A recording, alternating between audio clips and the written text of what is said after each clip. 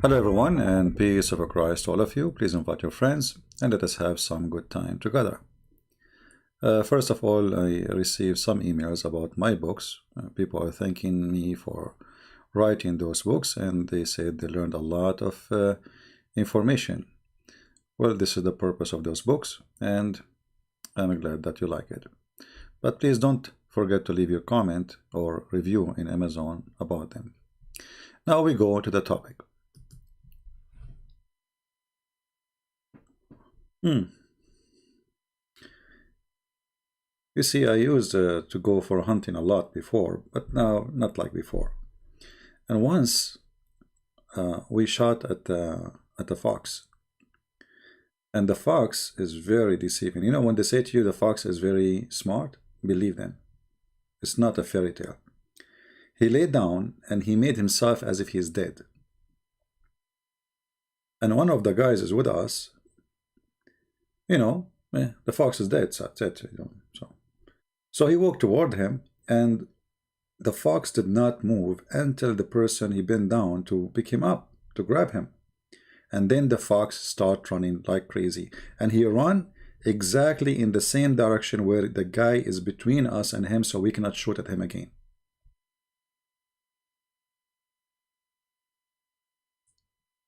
So the fox is very smart. Now, I said in the title, when a fox explains Islam, I don't mean it literally. Because obviously those who try to explain Islam to us, they have nothing to do with foxes.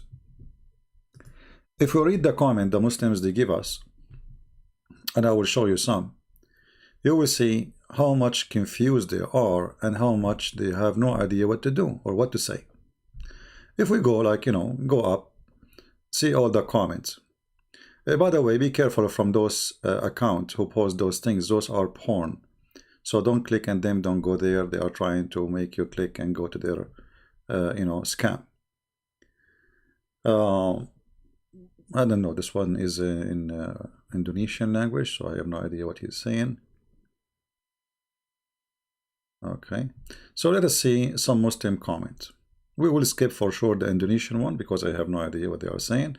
As you know, I used to speak Indonesian, but what happened, the same as what happened to Zulqarnain happened to me. My people, they hit me in my head with the hammer. I get the first horn, and then I died, and then Allah, he resurrected me, and he sent me again. I opened my chat, and then my people hit me again with the hammer in my head, and this is how I got my second horn, and then they call me the Zulqarnain, the person with the two horns. Allahu Akbar. So since they hit me with the hammer, I forgot, you know, how to speak Indonesian. Sorry. So it says here, let us see, Jesus is not God. Jesus is mighty prophet. Prophet. This is how you say the word prophet. Prophet. Prophet. Anyway, I feel better about my English now. So, okay, my friend, take it easy, take it easy, take it easy. You see, the funny thing about the Muslim, we just made a video showing them that their God, he believed that cat is created from the sneeze of shaitan, the sneeze of the lion, sorry. And the shaitan, he got inside the ship of Noah because he held the tail of the donkey. And what the Muslim, he says to us after watching the video, Jesus is not God. He's not God. Jesus is mighty prophet. Prophet. He's not God. What does that to do with topic? He's not God. So the problem of a Muslim is not Muhammad saying all those fairy tale stories, stupid stories. He's a problem. Jesus is not God. It doesn't matter how stupid the Quran, how stupid the Hadith, how stupid Muhammad is. The problem is Jesus is not God. So Jesus is a problem for Muhammadan. Because this is a stupid concept. Okay, most of a priest revert to Islam like who? Who is the most of the priests? Most of them. We have nobody left. Like who? The guy who claimed to be a priest was his name. His wife, she called him useless, as he said. Before he converted to Islam, his name is useless. He claimed to was a youth minister. Where? Youth minister? A guy in this age, he was a youth minister, and he had not even one single picture of him being a minister in a church. So my friend, who do convert to Islam, they will leave Islam sooner or later unless you pay them salary. And that's what happened to this guy. But the truth is, we have people leaving Islam left and right. I mean, since the beginning of the year, which is not long time ago, the first 7 days of the year, almost we have every day, we have somebody leaving Islam live on air. Here, alone, with me, no. So take it easy. It doesn't matter how many people they convert to Islam, they will leave Islam sooner or later, you know, because if somebody convert to Islam, because you Muslims give him false translation, you know, you don't tell them the truth about Islam, and you Muslims don't even know what Islam is about. So how you can even convert people except by, you know, using some kind of trickery, you know, like Islam is a beautiful religion, Islam make people equal. You go to the black people, you say to them, Islam is against slavery. When Muhammad is the one who used to buy and sell slaves, he had thousands of slaves, not hundreds, not one, not two. Each wife of his wife, she have a house, and each one of them, she have many servant slaves. But in the front of the black people, you say to them, Islam is against slavery. Look at Bilal. Bilal was a slave. Bilal, you know, Muhammad died, and Bilal is still as a slave. That's why Bilal said to Abu Bakr, if you bought me for the sake of Allah, well, you know, then free me for the sake of Allah. If you bought me for the sake of yourself, then, you know, keep me for yourself. Hypocrite. That's what he meant. He meant hypocrite. They keep promising him freedom, saying to him, you will go to heaven. And the poor guy, he's a slave. And then hell is waiting for you. Okay, hell is waiting for me. Isn't it better than going to heaven? And then there is thousands of horny women. They will jump on me. I mean, what I did to Allah. So if I can convert right now to Islam, what I will have? I will have 70 years orgasm. Is that a penalty or it's a reward? I want to understand, I mean, the concept of heaven in Islam.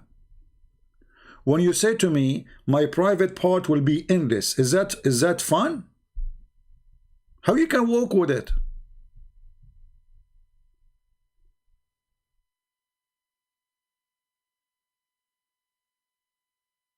The second you start thinking about what they promised you about Islam, you go crazy.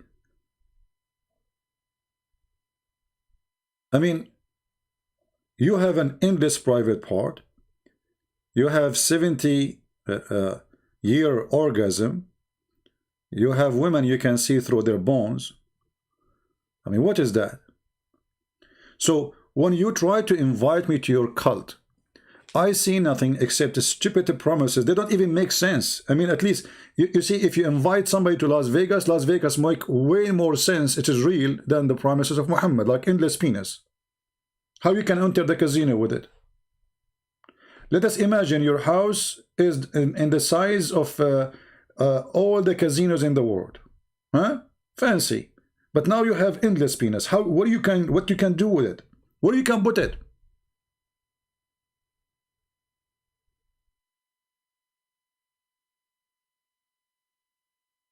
So when a Muhammadan speak about hell and heaven, we die laughing. I mean, what hell, what heaven, what are you talking about? Look who is talking. Secondly, isn't it your prophet? He says the Christians and even the Sabians who worship the stars, they will go to heaven, and the Jews too. And he said that in his time, not to the previous Christians. He was saying that to people in front of him. So how your prophet, he promised us to go to heaven, which means I will have an endless private part. I will take a picture for it, you know, one day when I go to heaven, excuse my language, you know, just to prove it that it's true, because Christian Prince making fun of it, he don't believe it. So when we go to heaven, I'm going to take a selfie for it.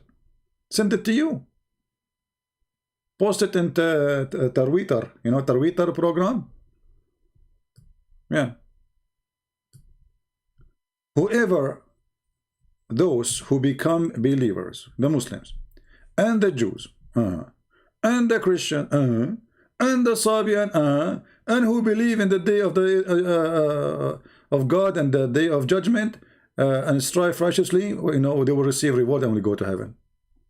We will go to heaven. Well, don't Muhammad knew that the Christians at that time, they worship Jesus? In his time? Isn't it the same book says the Christian, they worship Jesus?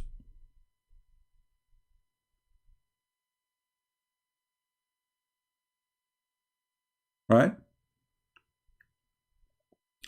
Now, some of you were asking in the chat when I'm going to talk about how Allah created the pig, as we promised you. Don't worry, we will talk about it, but not now. You know, I mean, maybe tomorrow or the day after. No rush. The pig is really created. Don't worry about him. We will talk about it. But now let us answer the Muslim funny comment.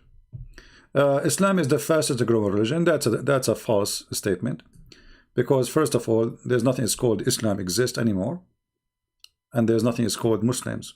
When we say Muslims, we are saying people who they are calling themselves Muslims, but in fact, none of you is a Muslim. None of you. Name for me one Islamic country is a practice in Islam. You see, Islam is not like a Christianity.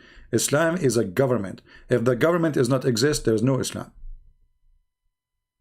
Islam is not a religion. Islam is a government. So, if you could not practice a government of Islam, then there is no Islam. And you can ask your sheikh, he will say to you exactly this is true. So, which country in your world they want to follow Islam? Why you don't follow Islam in Turkey? Hey, you have Erdogan, he recite the Quran for you. The country of the bars and prostitution and drugs and the casinos and, you know, sex tourists and etc. Okay, but this is Turkey. Erdogan, you know, had the party of Allah. He never even closed one bar. Why you don't want to follow Islam? Because Islam is just a sign, you know, but behind the sign everything is allowed. Why you don't follow Islam in Morocco, Algeria, Egypt? I mean, name for me one place you follow Islam. Where? Even in Saudi Arabia you don't. Who in Saudi Arabia, who is a Christian in Saudi Arabia, he pay jizya? Nobody. Nobody.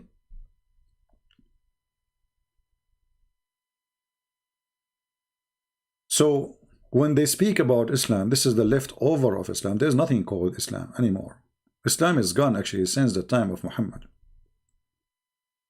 After Muhammad, there's no Islam. There's just people fighting over power. The Muslims, they slaughter the grandsons of Muhammad, who the Muslims claim that they are his grandsons from Ali.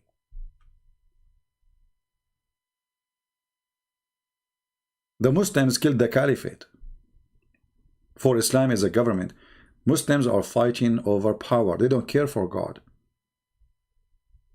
Who killed the caliphate? Who killed Uthman? Who killed all your caliphate? The Christians? No. The Jews? No. The Muslims? Yes. So which Muslims are we talking about? Yeah, this guy, his name is Tim. He's a kid. This guy, he was the Pope, by the way. He was the Pope for 2 days, and then he became a patriarch in Greece for 3 days, and then he became a sheikh in Egypt. And this guy is a kid, you know, we will go there. Now we have another Muhammadan saying, Jesus was circumcised, so why Christian not circumcised? I guess circumcised in the Bible, is Bible the word of God or King James? You know, here you see the stupidity. King James is a translation, Abdul. It's not a Bible called King James. A translation, you say you have Quran Yusuf Ali. You have Quran Hilali and Khan. You have Quran Biktal. You have International Sahih International. King James is not a name of a Bible. It's a name of a translation. Stop being a fool. Secondly, as long you are a person who supports circumcision, can you show me where your prophet is circumcised? How you are a prophet? He told you to circumcise yourself, but he never did. Muslims, Muhammad, he claimed to become a prophet at the age of 40. Where the story of his circumcision? Any Muslim want to show us? If there is any Muslim, it's a challenge for you. We have the whole Quran, and we have the hadith, and I want you to show me where Muhammad gets circumcision.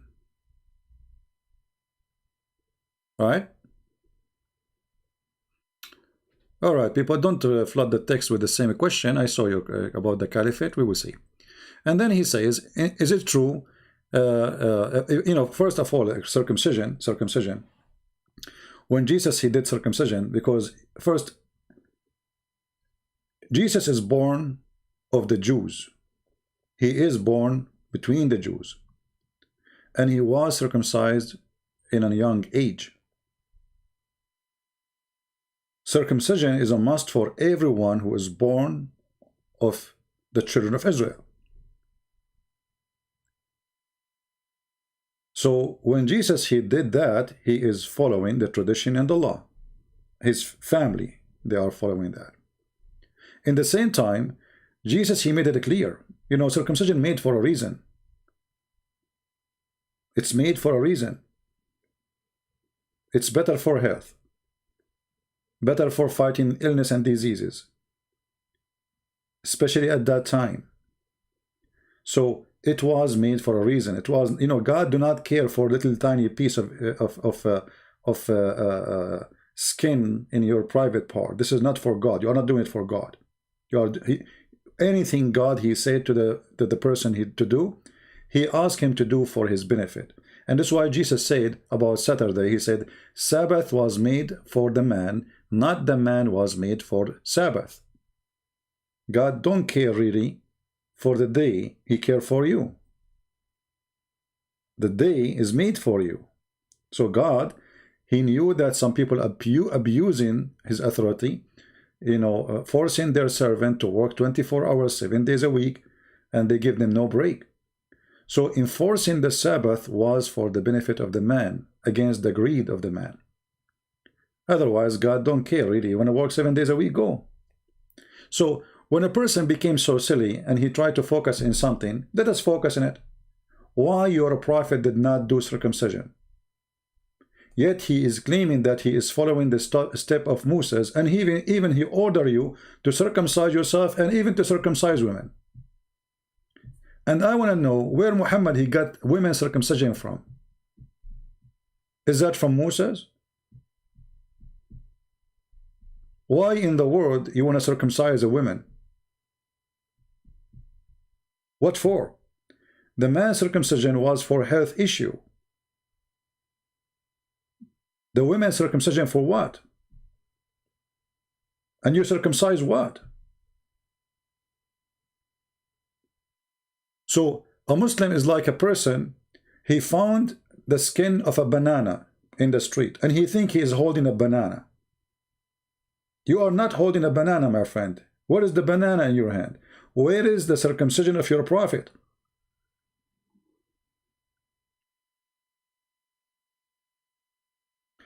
And I will go with you now.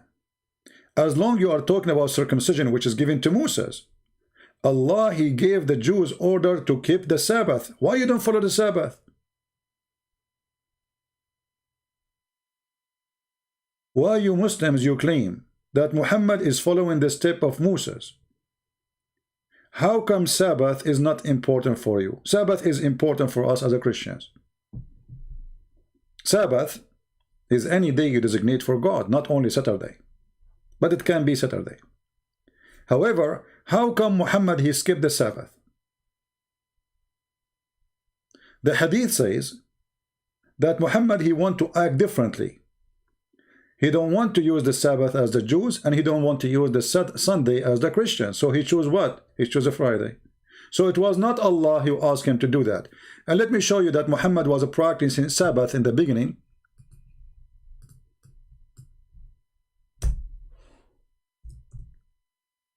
Because he lived, he did live with the Jews.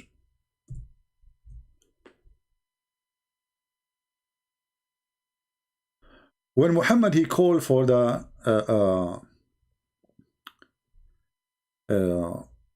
prayer, nobody come. Which day? Which day is that? That was Sabbath, not a Friday. Read carefully. Believers in Friday, when the call for a prayer is made, try to attend the prayer.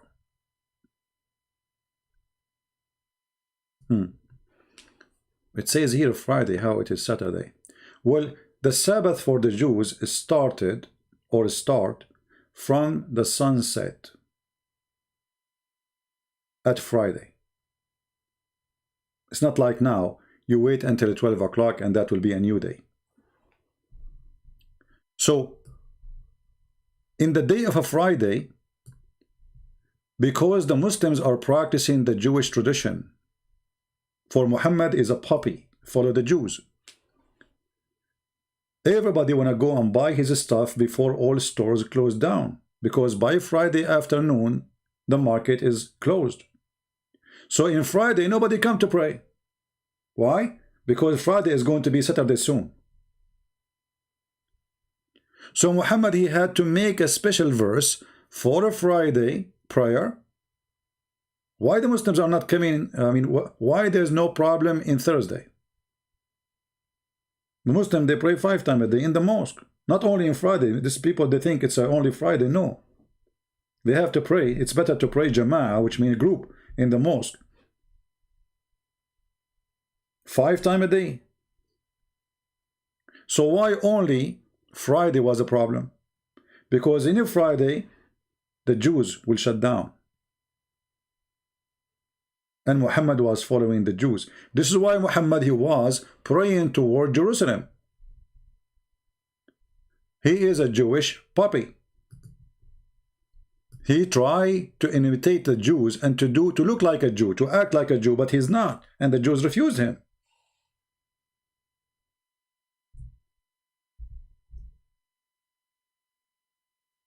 If you ask the Muslims, Muhammad was praying to which direction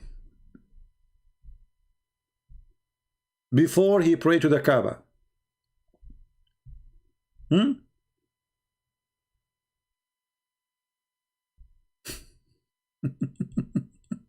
They will say to you, Jerusalem. Why? Why you are praying to Jerusalem and the Kaaba is next door to you?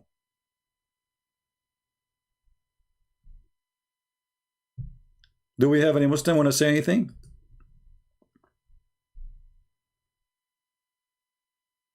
Why he was praying to Jerusalem, and then why he ignored Jerusalem?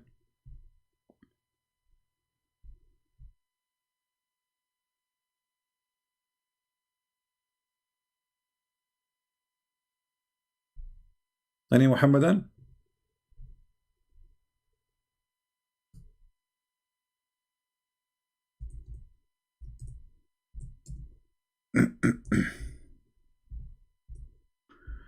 If we go in the Quran, you will find some verses speaking about those issues.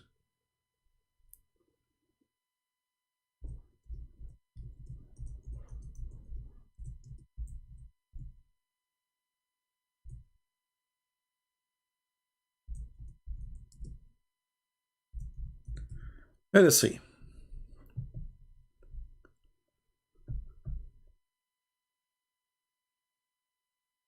Let us show some reference so we can love together.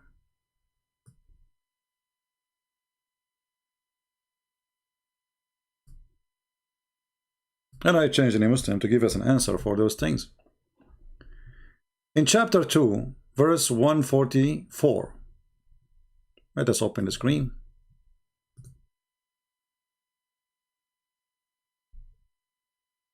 We certainly saw you, Muhammad, often turn your face to the sky, okay. So we shall instruct you to face Qibla that you like.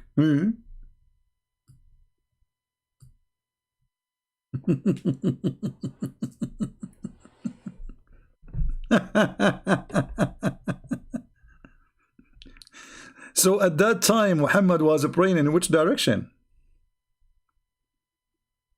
Where he was? He was praying to India? All those years, Muhammad praying to where? The Muslim, they will say to you, to Jerusalem. Now look here what it says. It's something very important. Very important. You know, usually when people read, they don't notice what is really important in the text. So we shall instruct you to face a qibla that you like. This is the Muslim translation. In Arabic it says tardaha, which means you approve.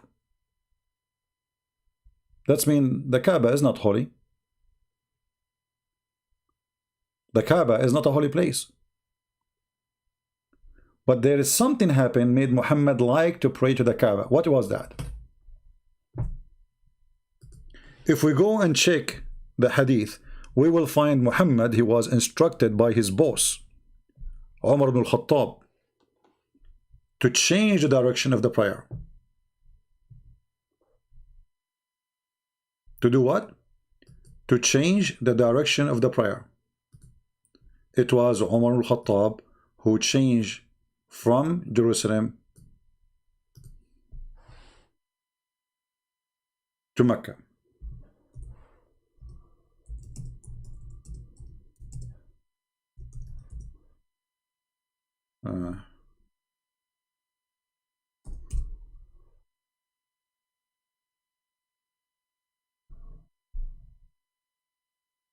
As you see, this is Sahih Hadith, so the Muslim cannot say this is fabrication. Umar, he said, Allah agreed with me in three things. Allah agreed with Umar. Umar. Who is the Prophet in Islam? Umar. Actually, Muhammad, he says, if there is a Prophet will come after me, it's going to be Umar.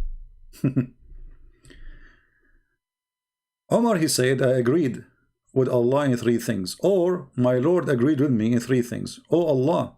And etc. He count how many of them. Okay, what is exactly Allah he agreed with Umar? The divorce and the exchange of the wives of Muhammad, the hijab, and the Kaaba.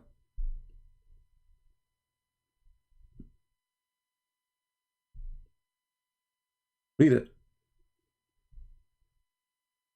The Kaaba,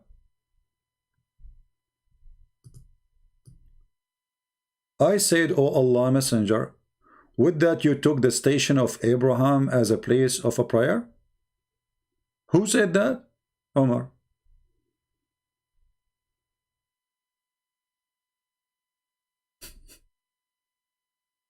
Muhammad was not praying to the Kaaba. And here we go, Umar saying that Allah agreed with me. So Muhammad, the scam Muhammad, he took the advice of Umar. And he made a verse saying, Allah, he told me to pray to the Kaaba. But in fact, it was Umar. All those things you see in front of you, it was from Umar, including the hijab.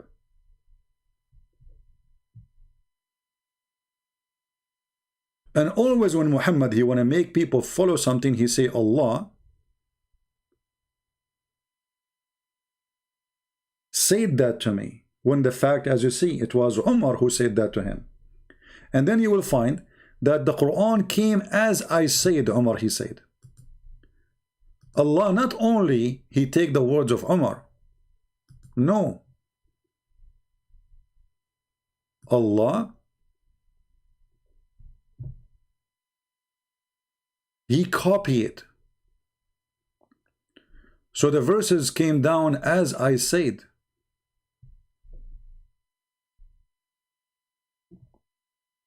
As I said. Why Allah he is taking the word of Umar as he said? Any Muslim can tell us? The Muslim, they say to us that nobody can make Quran like the Quran. And then we find that Allah copying Umar word by word.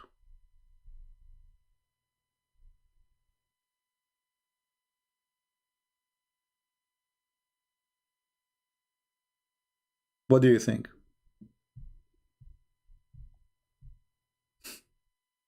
Word by word.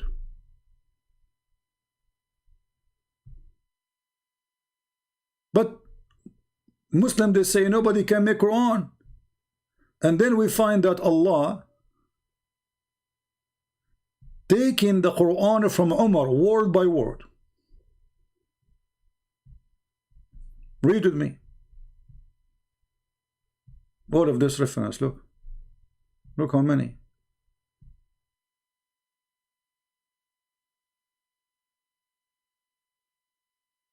Look how many. And here you see something very important. Anyone notice with me what is the last line in this hadith here? I will give you the link for this hadith. Do you notice the last line, guys? Anyone notice something really, really horrible? Do you? What do you notice? What is the problem there?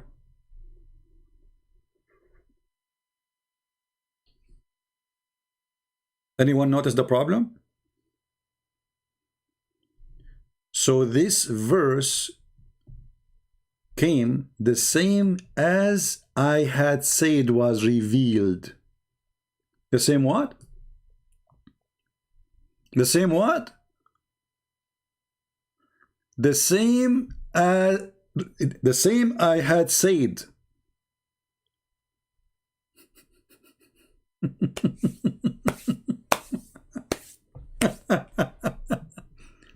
But remember, nobody can make Quran. So Allah is copying Quran from Umar. So Muhammad the scam, he took what Umar said and he made a Quran, as simple as that. So the verse revealed the same as I have said. I mean, do you want more proof? So everything your prophet is a scam. Your circumcision is a scam. He's copying the Jews. Your salat is a scam. Your fasting is a scam. You know, Muhammad, he came, he said to the Jews, what is this? What you are fasting? What you are fasting? He said, this is the fasting when Moses, he crossed the sea. He said, oh, I am more close to Moses than you, and he started fasting it. No, what? So it's not Allah who told him to fast it. Have you ever heard of a prophet of God? He fasted just because he heard a Jew saying, this is when Moses crossed the sea. We fasted. What if the Jew is lying?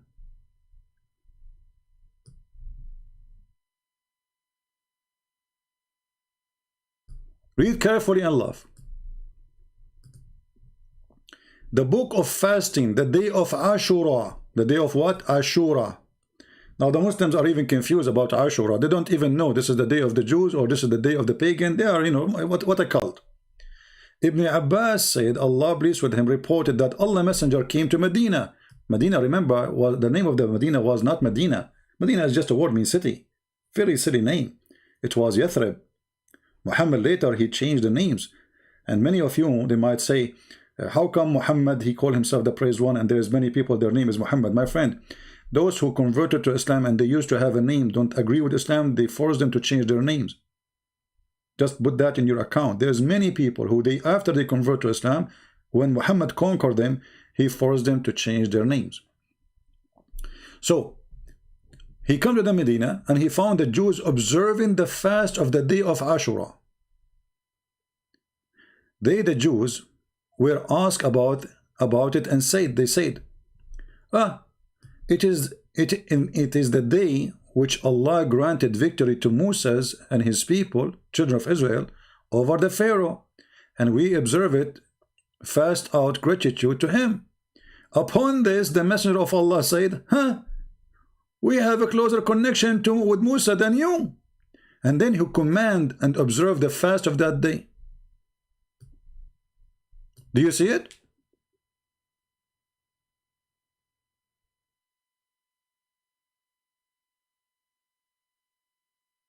How you are a prophet of God? Shouldn't you receive an order from your God? Maybe this tradition is false. Maybe you should not do that. Shouldn't Muhammad wait for Allah to say to him, fast that day? This is fasting. This is not a joke. Just because the Jews are fasting that day, Muhammad, he make it a fasting day. And yes, Abi, this is a pagan day? The Muslims are confused. If you search for the word Ashura, like here it says the Jews were fasting, right? But if we search for Ashura, we will find that this is not the day for the Jews.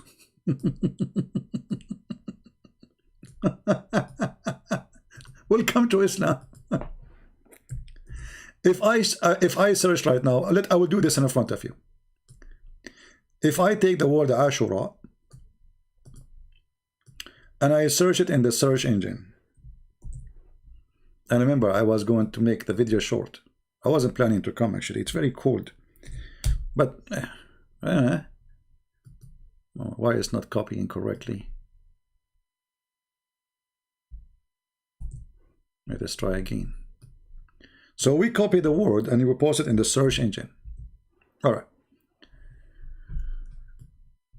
Read how many hadith about this day.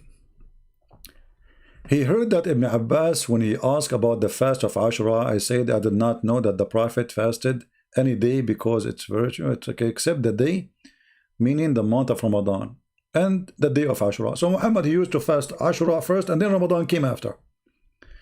Muhammad, he said, even Ashura can, even if you fast it, it can delete your sin, can erase your sin.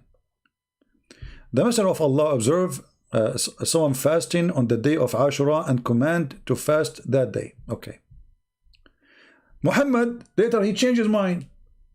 The Prophet says, whoever wishes may fast on the day of Ashura. What a prophet. Okay. All those hadith, and look what Muhammad said here about this day. The Messenger of Allah was asked about observing the fasting of Ashura. He said, if you fast it,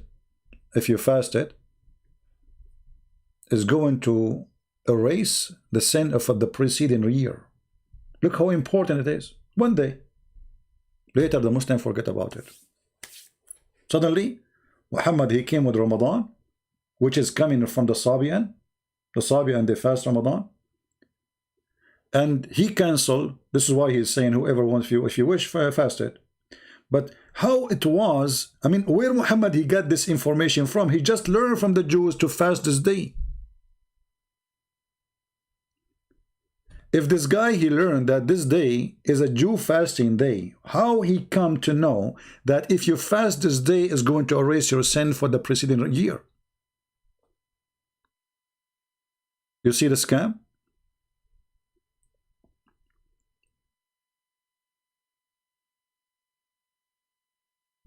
Allah never told him to fast it. Angels never told him to fast it. He saw a Jew in the street. He says, oh, we are fasting. Why you are fasting? Oh, today, the day Moses, he crossed the sea. Muhammad, he ordered him to fasting, and then he come with his own reasoning. He told them something. From where? He himself, he learned about the fasting from the Jew.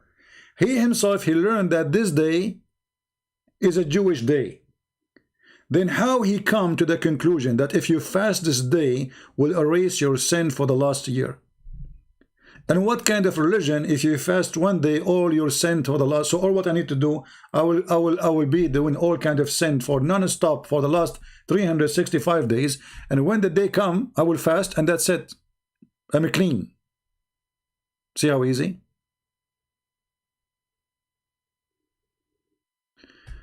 Jamal Yusuf is saying to me something. Okay, Jamal. Let us show you what Jamal, he said. Where is the word of Jamal? Where is the word of Jamal? Okay. Thank you, Jamal, for the advice. Jamal Yusuf, he cannot answer us, so he's upset. Smile, Jamal. We took a selfie for you. Jamal, he cannot tell us why Muhammad was praying to Jerusalem, and then Umar, he changed it to the Kaaba, which means Umar is the one who made the Quran and Umar is Allah. Jamal cannot explain to us why fasting Ashura can erase the sin of the previous year when Muhammad, he just learned about it from the Jews. So what Jamal, he suggests to us? How about you get off your ass and follow your religion, go pray or something? Are you following your religion? You don't. If you follow your religion, you should not open a TV, you should not listen to music, you should not watch computer, you should not be here, you should not use anything made by the kuffar, you should not eat their food, you should not, even the food, by the way, they say to you that the food of the Christians is halal. So why you are saying I will need halal food? If the food of the Christian is halal for you, why you go in the market buying halal food? If anything the Christian do is halal.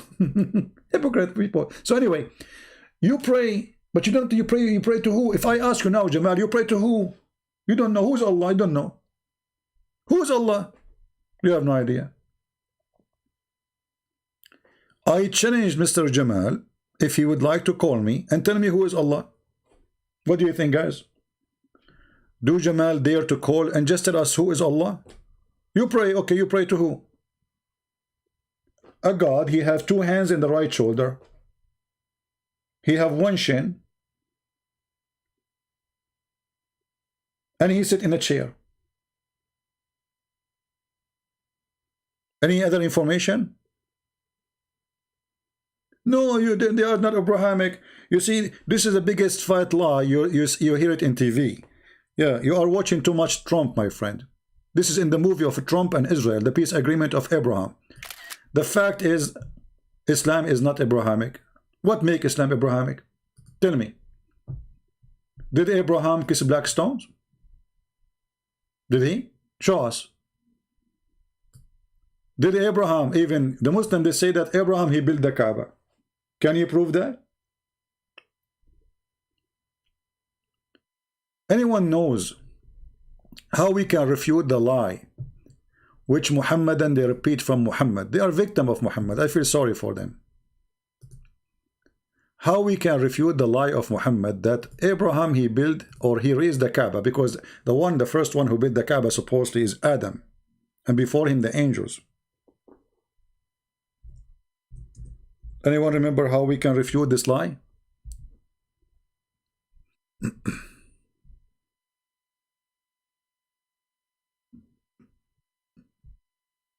If we ask Jamal, who is the one who built the Kaaba?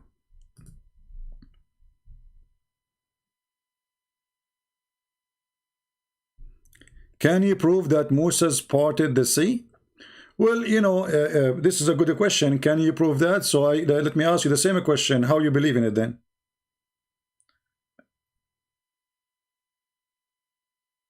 I'm asking you about your religion. What is your proof? For me, even there is a scientific study. They say yes, in certain time the sea was in etc. place and then move, etc. So, but there's no camera at that time to record the event. So it might be true, it might be fiction, no problem. But you Muslims, you have no witnesses for anything. We have witnesses that Moses, there's a history written about Moses was in Egypt. We have history written about Moses came from Egypt. We have history about the whole nation was of Israel was in Egypt and run away from Egypt. What is the proof that Abraham was? Which historian report that? And now I'm asking you, if there is any historian reported that Abraham, he was in Mecca?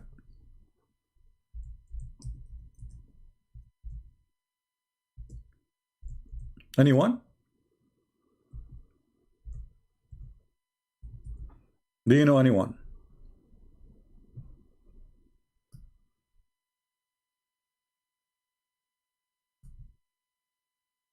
Nobody. So your Muslim stories, always Muslim stories, there is no witness for it. There is no witness, even there's Muhammad. Muhammad himself, who is Muhammad? If we read the Quran from the beginning to the end, who is Muhammad? Where Muhammad was born? Nothing in the Quran. Who is the father of Muhammad? Nothing in the Quran. Who is the mother of Muhammad? Nothing in the Quran. Which year he was born? Nothing in the Quran. Who is his grandfather? Nothing in the Quran. So what is in the Quran?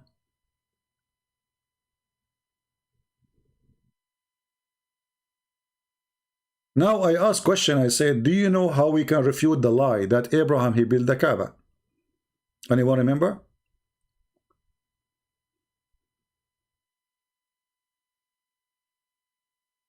Anyone remember?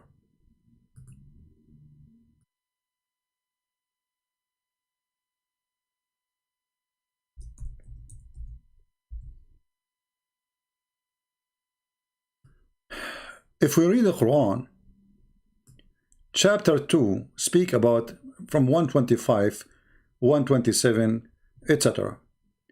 So in 125 it says, and remember the house, we made the house, the Kaaba, the center, sanctuary of mankind, blah, blah, blah, blah, blah, okay? It doesn't say really mankind, it says for people of the Arab. And then it says here that they took from the station of Abraham. Why the Kaaba was the house of Abraham? In Arabic here it says Maqam Ibrahim. Maqam is a place of living. Abraham was living in that house. So this is not the house of Allah. And if you ask Jamal and the Muslims, was Abraham a prophet? They would say yes. Okay, was Ishmael a prophet? They would say yes. Okay, is Muhammad from Ishmael? They would say yes, which many Christians, because they are following naive priest, you know, and Christian churches, many dummy, they repeat that Ishmael is from Muhammad is from Ishmael, because they are dummy. I remember Abraham, okay, I remember Ishmael, okay, what about them? Abraham and Ishmael is the one who raised the Kaaba, because Kaaba was destroyed by the flood of Noah. And there's a mountain, you know, next to the Kaaba in Mecca. He hid the black stone inside his belly. So when the flood is over, the mountain, he spit the stone out so Abraham can see it, and he put it back. So now, if you ask the Muslims, they will say that Abraham was there, Ishmael was there, and even Ishmael is the grandfather of Muhammad.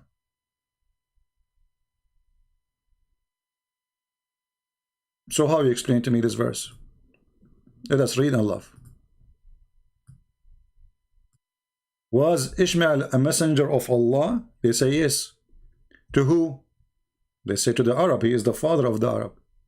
But in chapter 34, verse number 44, it says, there was nobody before Muhammad as a messenger of Allah in Mecca. Read it and love. Read it and love. We did not send to them, who? The Arab, any book to study, nor a messenger to warn them before you. So how you say Abraham was there?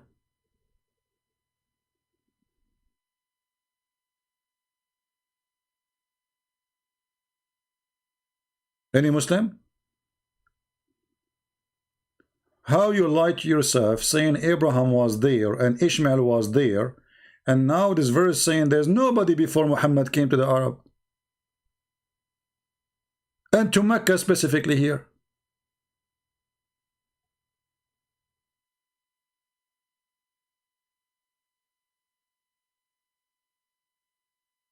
Obviously the Quran is a book of fabrication.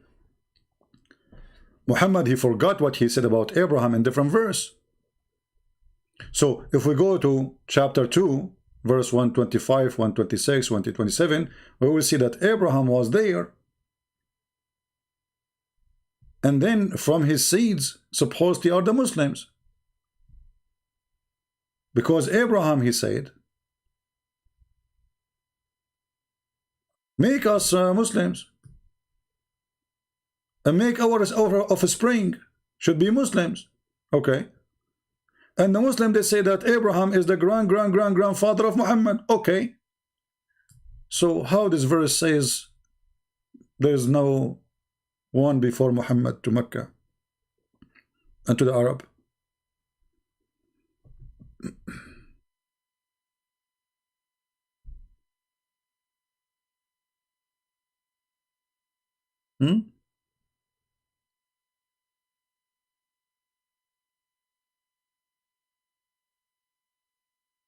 Ahmad Ma'ruf, he's saying, show me a mistake. I mean, I'm showing you a mistake, so what I'm showing you, shish kebab?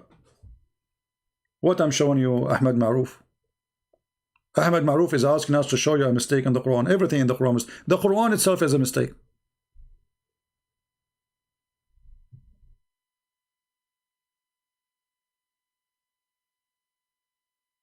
How Ishmael was there, how Abraham was there, how Adam even was there, how they warned the people to believe in Allah, and then the Quran says there's nobody was before Muhammad.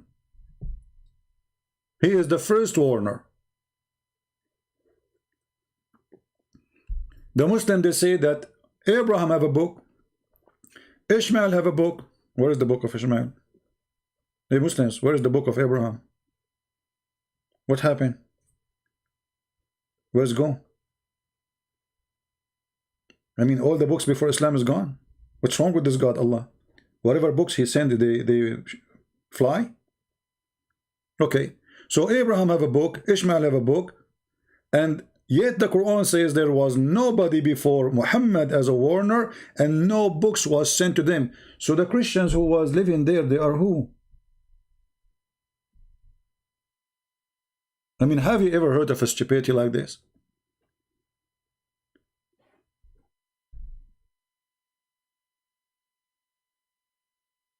The Christians who were living there, according to the Muslims, if those people there, they never have a book. So what the Quran says, we send the Isa, the Injil, and there's the Christians, and Khadija was the niece of Waraq ibn Nawfal, or the supposedly he is like her uncle from, like, you know, little bit far, which is here the real father of Muhammad, but he was a priest supposedly according to Muhammad.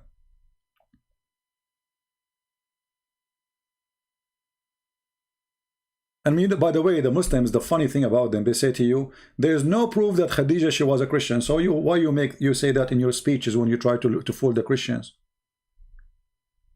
They go and when they speak to Christian, they say Khadija was a Christian, the first wife for the Prophet Muhammad.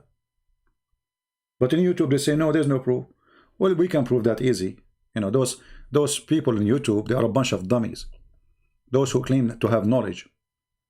Zakir Naik, he says, there's no proof that, you know, all of them. Did that, he said the same. But we can prove it in 2 seconds. Okay, Jamal, I will open Skype for you, my friend. Give me a few minutes.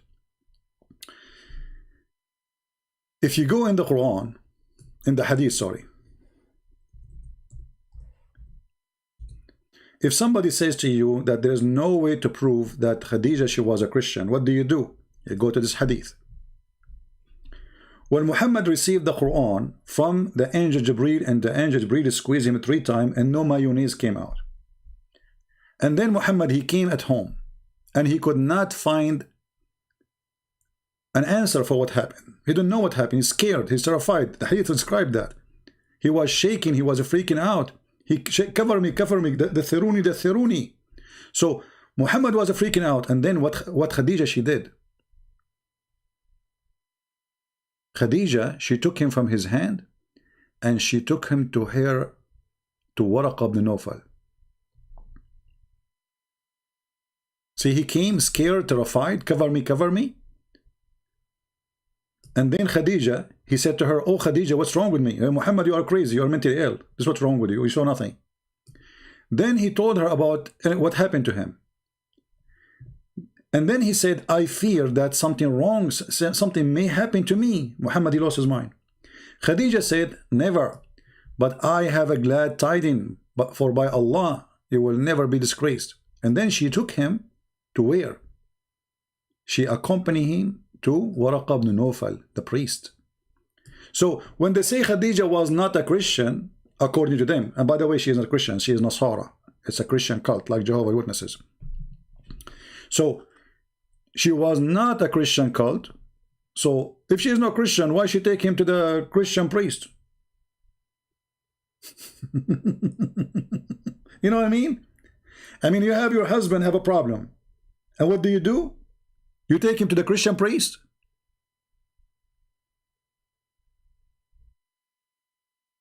Do you understand what I'm saying?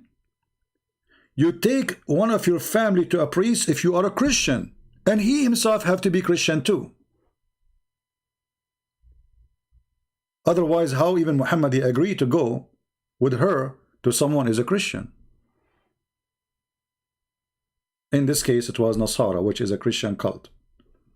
Let us open our Pal Talk for Mr. Jamal, so he like to call us.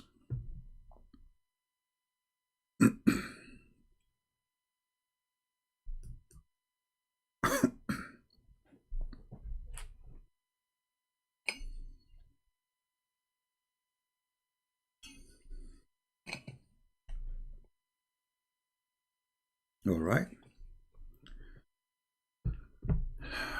Okay, Jamal, I receive a text from you. I will call you, my friend. Please answer me when I call you.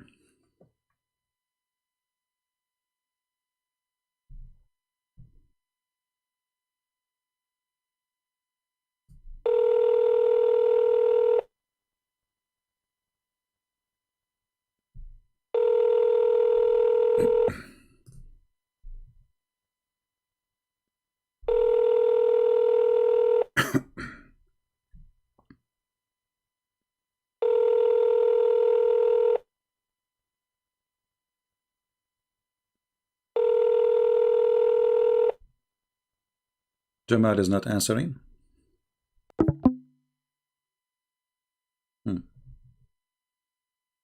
Are you there, Jamal?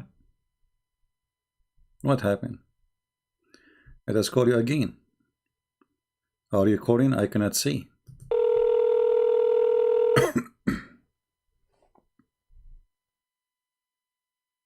Hello? Hello?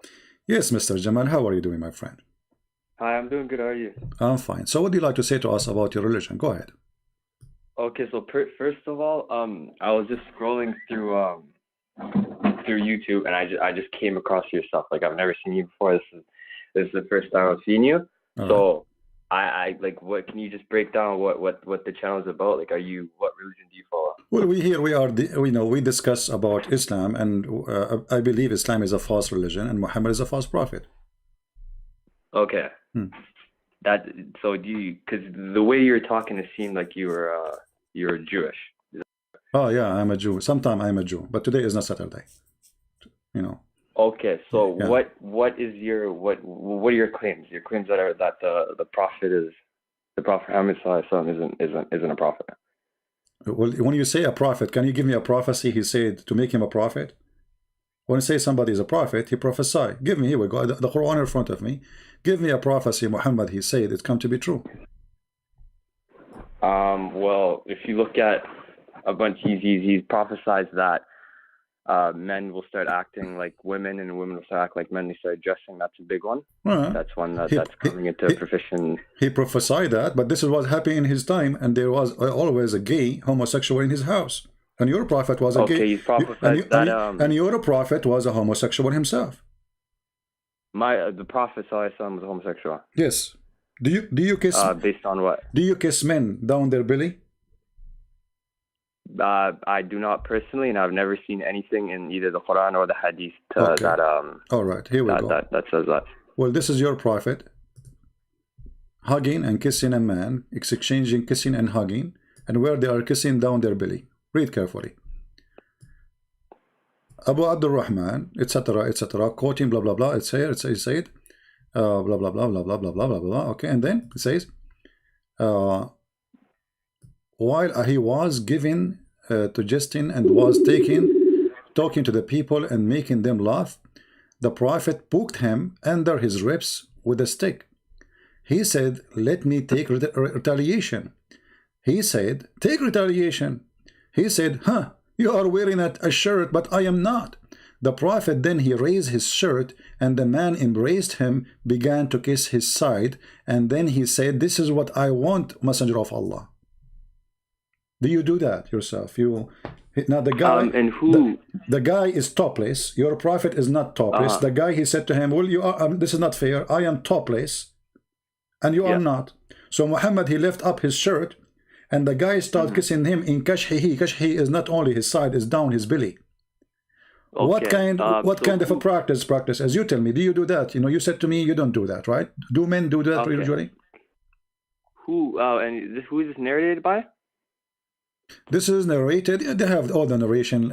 It says here Sahih in chain, so you can't complain.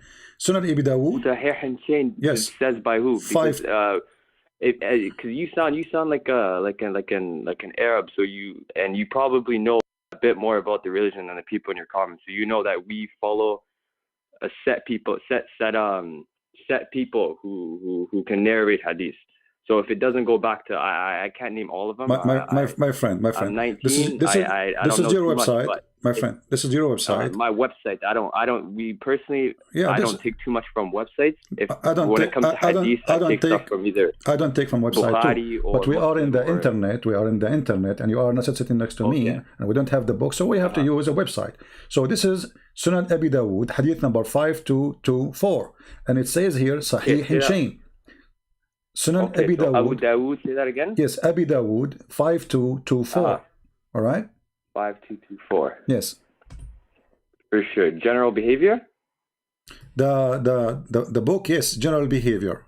Book number 43. Wearing shirt, but I'm not the prophet, and raise his shirt and money grace. To kiss his side, and he said, "This is kiss." Okay, so you are wearing a shirt, but I am not the prophet. Then raised his shirt, and the man embraced him and began to kiss his side.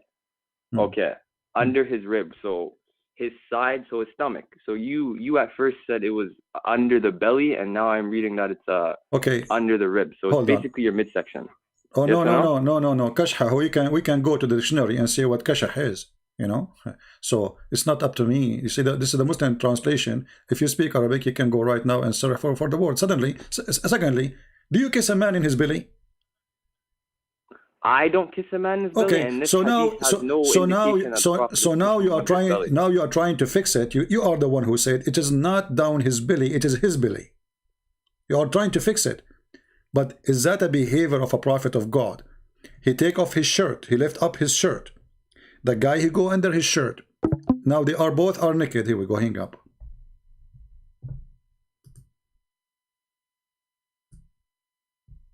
Where do you go?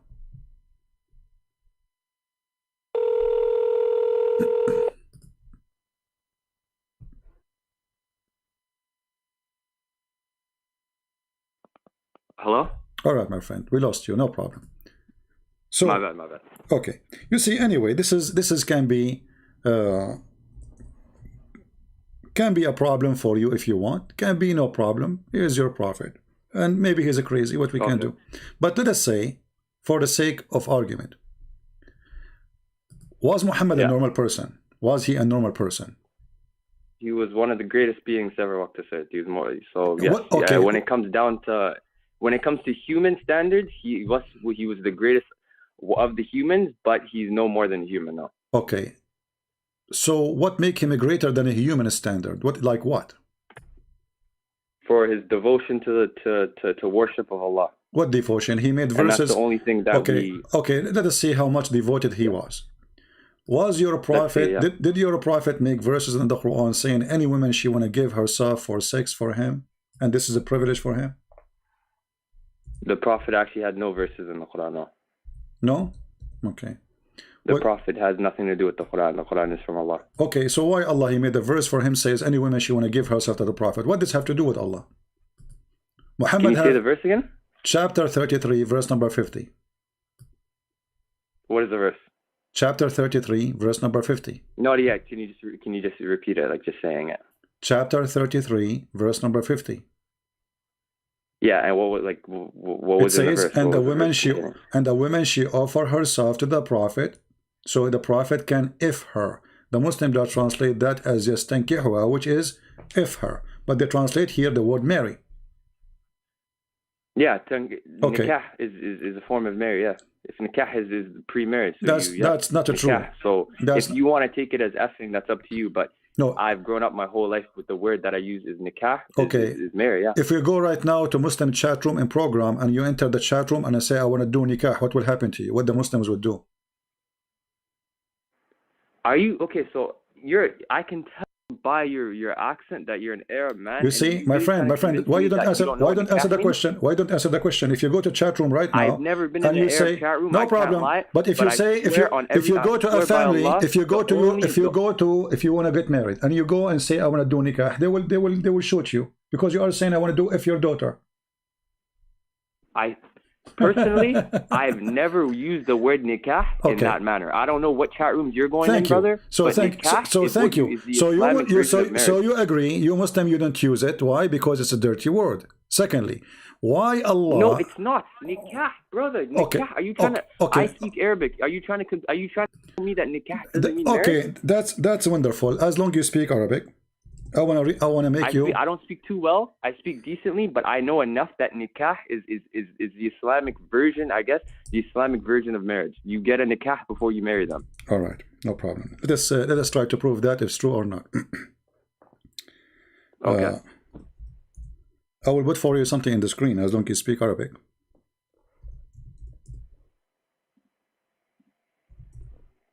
Give me a second. I don't have the stream open. Are you putting it on the stream? Just give me a second, you know. I will put it for you. And I can give you the link even in Paltalk. You can click on it and open it. Just give me a minute.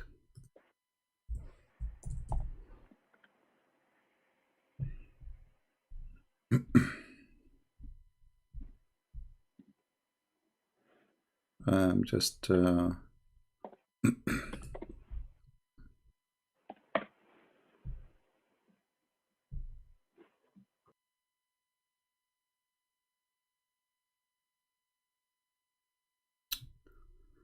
okay.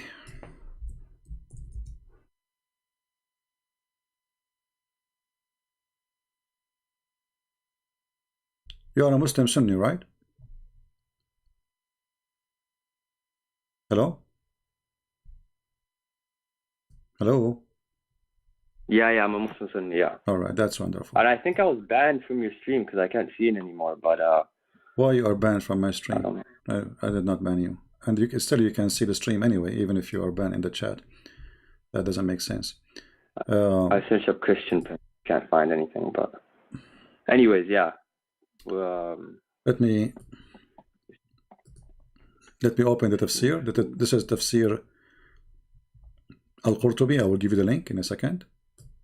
Your YouTube is Christian Prince, right? My friend, in YouTube there's tons of it. Let me give you the link so you can open it. Maybe you close it by mistake. Let me give you the link for the broadcast again. Click at the chat at the window we are chatting in Paltalk. This is the link. Here we go. Oh, sorry. Okay, no, I have it open. It's right here. Oh, sorry. I gave you the wrong link. Okay. I've got the stream open now. It's good now. All right, no problem. Okay. Let us see. Let me give you the link for the reference.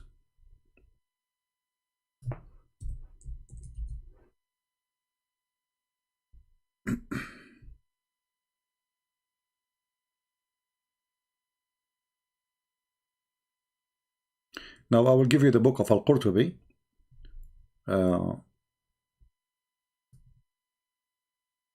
Here we go.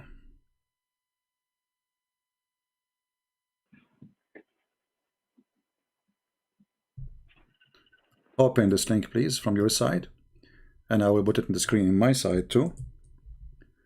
And here it says how Shaitan he have children. Let us open it in the screen so everybody can see it, including you, or you can click at the link which I gave you. This is Tafsir Al-Qurtubi, and you are a Sunni, so we have no problem, right? Okay, it says here, yeah. In the Tafsir it says, سألني رجل, a person he asked me, do Iblis have a wife? I said, this is a wedding I did not attend. إن ذلك عرس لم أشهده. Then he says, and then the Quran says, أفتتخذونه وذريته أولياء? Are you going to take him and his offspring as lords? You're trying to, dude. I see what you're doing here, man. I see what you're doing. No, wait. You know what the. Wait. No, we are talking. Offering. Hold on. No, it means that. My friend, read. We are reading. It doesn't, man. You know that. Okay, can you read for me? It says وقال مجاهد. Can you read from there? I'm sorry. Go. I'm sorry. Okay. You should go. I'm sorry. Can you read for me and translate? Go ahead. وقال مجاهد. Do you see where it says وقال مجاهد in the middle of the page? Okay, read it and translate, please. Where is this? From where? وقال مجاهد in the middle of the page. It says وقال. I see وهو مذهب محمد من خرطته. قال مجاهد. إن إبليس أدخل فرجه قال مجاهد إن إبليس أدخل فرجه في فرج نفسه فباض 5 بيضات فهذا أصل ذريته وقيل read carefully إن الله تعالى خلق له في فخذه اليمنى ذكرا وفي اليسرى فرجا فهو ينكح هذا بهذا. Translate. Go ahead. You translate it. I understand a bit, but not too well. Okay. So Allah he created for Shaitan a penis in the right thigh and a vagina in the left thigh. So he do nikah by this to that. You said to me nikah mean marriage. Shaitan is marrying himself nikah now. So what this is hadith you're saying? My friend, this is the tafsir al-Qurtubi. And this is Mujahid. This is a hadith from Mujahid. Mujahid, you know, one of the great names in the history of Islam and companion. So he said that Allah created for Shaitan a penis in the right leg and a vagina in the left leg. And he do nikah but to this by that. But you said to me the word nikah mean marriage. Is Shaitan marrying himself now? What is this hadith called so I can search it up myself? My friend, I'm giving the reference. I give you the link. This is Al-Qurtubi. Al-Qurtubi 10 page number 420. All right, and you can go to volume 1 page number 291 as it's shown on the screen. This is not my website. This is your Islam port. This is Tafsir Al-Qurtubi. All right, as it is. I'm showing it in the screen.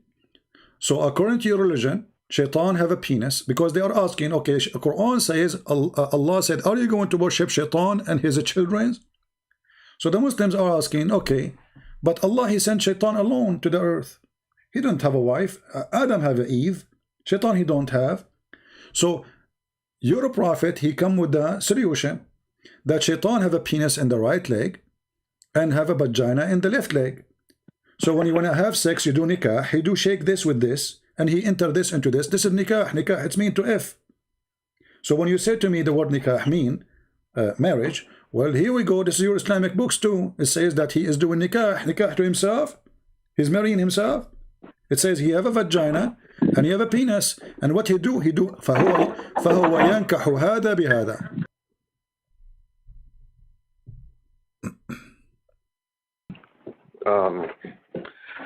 Okay. Clearly you've had this one set up for a bit. I don't have anything. I don't have any knowledge on this. No problem. I respect your honesty. So let us go back to zero. Forget about everything we said about the stupid things. I mean, this is stupid. Don't you agree? Shaitan have a penis in the right leg and vagina in the left leg. Personally, I've never heard about this. No problem. Tell me something you heard. What make you said Muhammad is a great person. He's great in what? He's a prophet. Is he a prophet? We lost him again.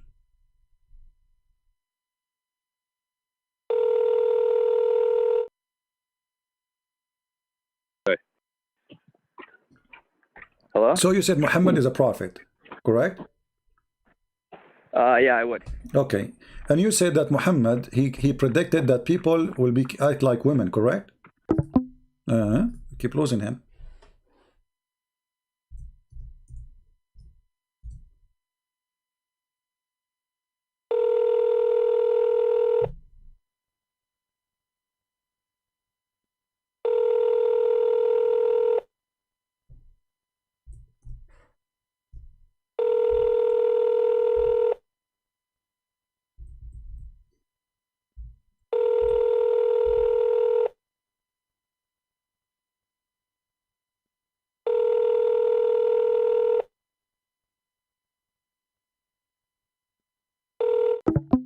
No, he's not answering. Abu Sadat, why you don't call me and help your friend? Abu Sadat saying, read the chapter 33, verse number 49. Let us see. Call me and let us see if you can do better. Instead of telling me, read the chapter 33, verse 49, I can go there. It still doesn't make any difference. Are you brave enough to come and call me and read it for me? Or you know what will happen if you call me? That's why you are hesitating. You don't dare. Here we go. Your friend is not even answering my call. Let us call him again. Hello? Yeah. Okay. You said to me that your prophet, he predicted that men they will act like women, and men will act like women. But gays and lesbian exist since before Muhammad, my friend. Isn't it the Quran? In chapter 4, verse number 15, speak about lesbian.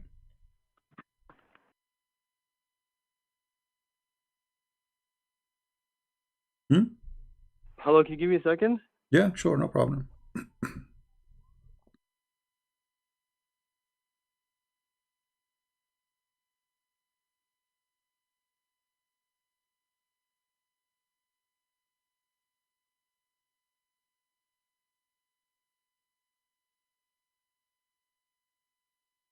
Yeah, hello. Can you just talk to this guy for a second, okay? Talk to who? It's my dad. He knows a bit more about right. this stuff. No so problem. If you can... He is more than welcome. So we have to change now. Go to 0. Assalamu alaikum. Wa alaikum assalam. Ahlan wa sahlan. Yes. So we are talking with your son, and he said that Prophet Muhammad is a prophet. So I said to him, what make him prophet? Yes. What make him prophet? You know, when you say somebody is a prophet, what make him prophet? What made him a prophet is the message that he got from Allah. And what is that? I mean, a prophet, somebody is a prophesy, right? Somebody tell us about the future. Not only he give a message, I can give you a message now, claim to be a prophet too. No, you have to define a prophet. What does a prophet mean to you? Because a prophet is not what it means in English. A prophet in English is someone that prophesizes what happens in the future. But in Islam, that is not the definition of a prophet. So what is in Islam? In Islam, a prophet is a nabi, and it's different from the English meaning of the word prophet. My friend, the word nabi in Arabic, it's coming from the word tanabba'a, which means he tells the future. Yes. He told the future, so it's the same. No. It does not mean that he tells the future. So this what? Is khata. How? It comes from the word naba, khabar. Okay. It comes with a khabar. It comes with a khabar with the information. No problem. So we can say, okay, so I can understand from you right now, according to you Muslims, Muhammad is not a prophet. Muhammad is a news teller. No, the Prophet ﷺ is a Nabi. He's exactly. Not, if we're going to speak in English, English was not the language that the religion was revealed in. We speak in Arabic. No problem, but you just told me. The Prophet is a Nabi. But you just told me that he don't tell the future. So he tell what? He tell just the news, correct? The news both about the past, the future, and the present. Okay, but if not just the future. But if nobody tell you what is going to happen, if nobody knows what will happen in the future, that is a prophecy. If he is telling you what will happen in the future. See, you're mixing two things. You're using both English to defend your point and Arabic at the same time. You have to pick and choose. All the right. religion was revealed in Arabic. No problem, my friend. Arabic. Okay. The khabar is what came before and what is present and what is coming in the future. So it is not the prophet that he is telling us just about the future. He's telling us about what happened in the past, about the past nations as well. So you cannot just use one language to define and say he's not a prophet. No, we're not speaking in English. The prophet is a Nabi, Nabiyyun min Allah, Mursal. So you have to we have to, in order for us to have a discussion, we have to be on the same page from the beginning.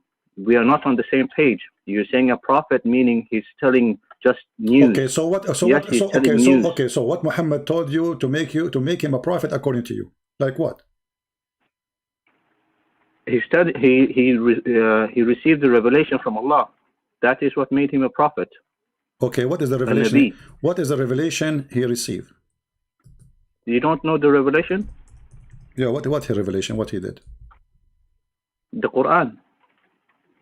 What is the Quran? What is the Quran telling us? The Quran is telling us it guides us towards the straight path.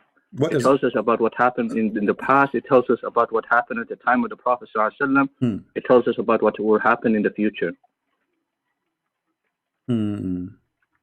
Like what? Give me an example. Have you heard about the Ad and the Thamud? Okay. Fir'aun. All these people before us. Okay. Wal-Mu'tafikat. Okay, so I heard about them, but nothing Muhammad told me is true. As an example, I will give you an example. You're jumping. No, I'm not. You're jumping from. You're asking me a question, and then you're coming to your own conclusions. No, you asked me. No, you said, "What did Muhammad tell you about?" Tell and me, I told you Muhammad told me about this and that. Okay, then you say tell me nothing about that Muhammad said was true. No problem. Tell me about something Muhammad he said it's true. About Fir'aun. Was Fir'aun not true? No, Fir'aun is not true because Muhammad he thinks Fir'aun is a name of a person, his family. This is his family. The Alu Fir'aun. No. That is your understanding. No. Okay, let us see. The Fara'ina is well known. Even there's only one pharaoh or many pharaoh? Many Fara'ina. So why your prophet he keeps saying Ala Fir'aun? Do you know why? Why? Because Musa was sent to one Fir'aun. He was not sent to all of them. Oh, okay, but he that said is the reason. But he said that's exactly what I'm saying. So if he sent only to one, then he should not say no. But see, Pharaoh. He thinks you asked me. You asked me a question. He thinks Pharaoh. Tell me something. My friend. No, hang on. Okay. Hang on. What Al mean? You told me. What Al you mean? said no. Hang on. No. See, you're jumping. You asked me a question. You said, tell me one thing that your prophet said that was true. Yeah. I said Fir'aun. No now problem. you're jumping to another thing. My friend, the word Pharaoh is existing in the Bible Bible too. It is a problem. My friend. It is a problem. The word Pharaoh. The word Pharaoh exists in thousands of books, including the Bible. No. That was not your question. Stick to your question. My you question asked me one is, okay, question, let me repeat and my I question. answered your question. Okay, let me repeat my question. You asked me questions, and then you jump to other questions. Okay, I will make it simple. If you're going to ask me questions, I will make it simple. And give me the courtesy to answer the question. Can I make it simple? Can we make it simple? No, you cannot. Why you not? know why? Why? Because you have an agenda. Okay, I have an agenda. Me, you say what? You say to me, what was the thing that the Prophet ﷺ received? What made him a prophet? I answered your question. You came with another question. I answered your question. No, you come with another question. What did the Prophet say? There's a mistake here, my friend. So you don't want me. So you don't want me to report the mistake. You don't want me to report the error to cover that Muhammad is a false prophet. Okay, let me ask you. Which one Allah, according to Muhammad, which one Allah created first? The trees. I answered this, and then you come with another question. No. I'm not coming with a question. Before. You are saying to me, Muhammad. Here we go. He will run away. He ran away. Hang up. Okay, here we go. Run away. He said, "You have your religion. I have mine." What a brave man. He said here, "وَنَجَّيْنَاكُمْ مِنْ آلِ فَرْعَوْنَ." How you say Al Fir'aun? In the Quran it says Al Musa, Al Fir'aun, Al Ibrahim. Al is the people, the family. He thinks this is a family. He thinks Fir'aun is the name of a person. Al Musa. Al is not a word mean that. Some people who don't speak Arabic, they say Al mean that. Don't be a fool. Al here mean the family. Alu Fir'aun, Alu Musa, Alu Ibrahim. Because he cannot defend, he hang up. What a shame.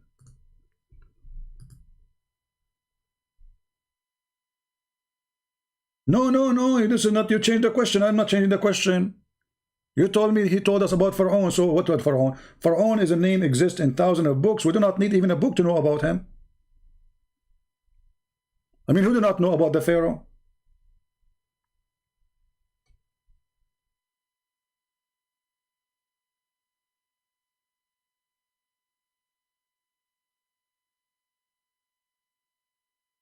And why you hang up? What a great example to your son. He rejected. He rejected my call.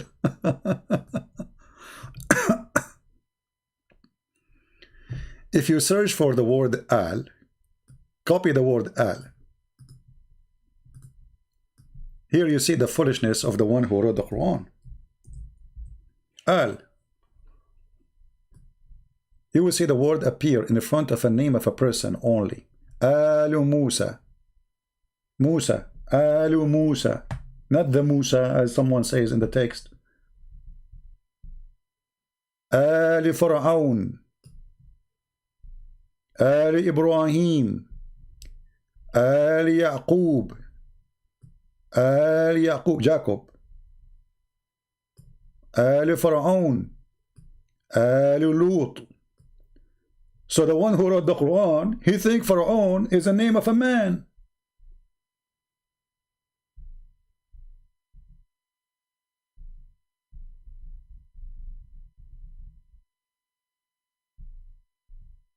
Do you see it? How many al always the word al repeated before a name of a person.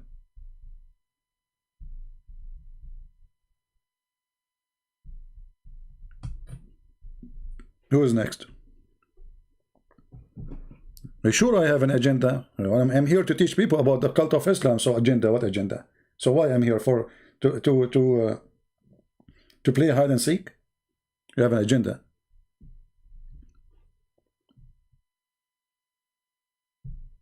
And the second I ask him, okay, what kind of God? I mean, what kind of God do not know which one he created first? The trees or the stars?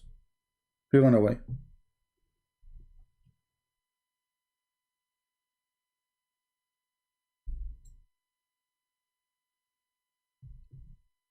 And look, they speak Arabic. That's a great, advantage. I mean, I will have somebody who speaks Arabic. What do you want more?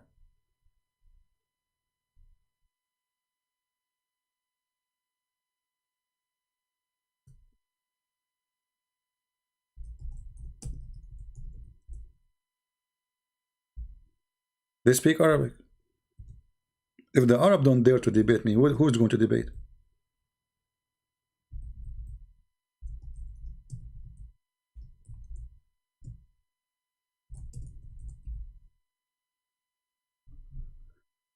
Do we have any Muslim?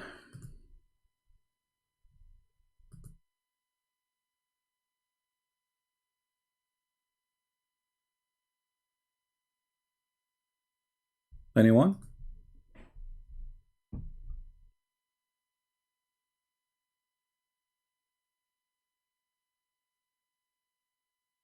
Nobody? All right. Well, what a drama. I feel sorry for them. Muhammad is a prophet, but he is not a prophet. It's not like in English. Quran came in Arabic. Okay. So what? So he's a prophet? No, he's Nabi. What Nabi mean? Naba'a. What does that mean? News. Okay. So what the news mean? He tell you about in the future and the past. But this is a prophet. If somebody tell me about the future, this means he's prophesying. How he tell me about the future if he's a prophet?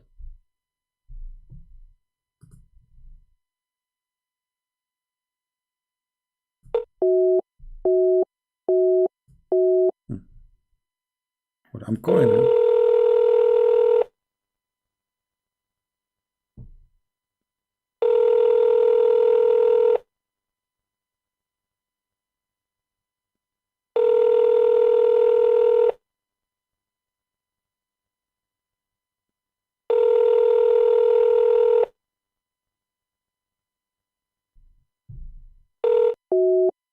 He's not answering.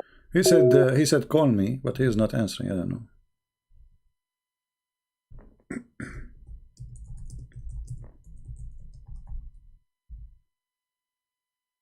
Let's try again.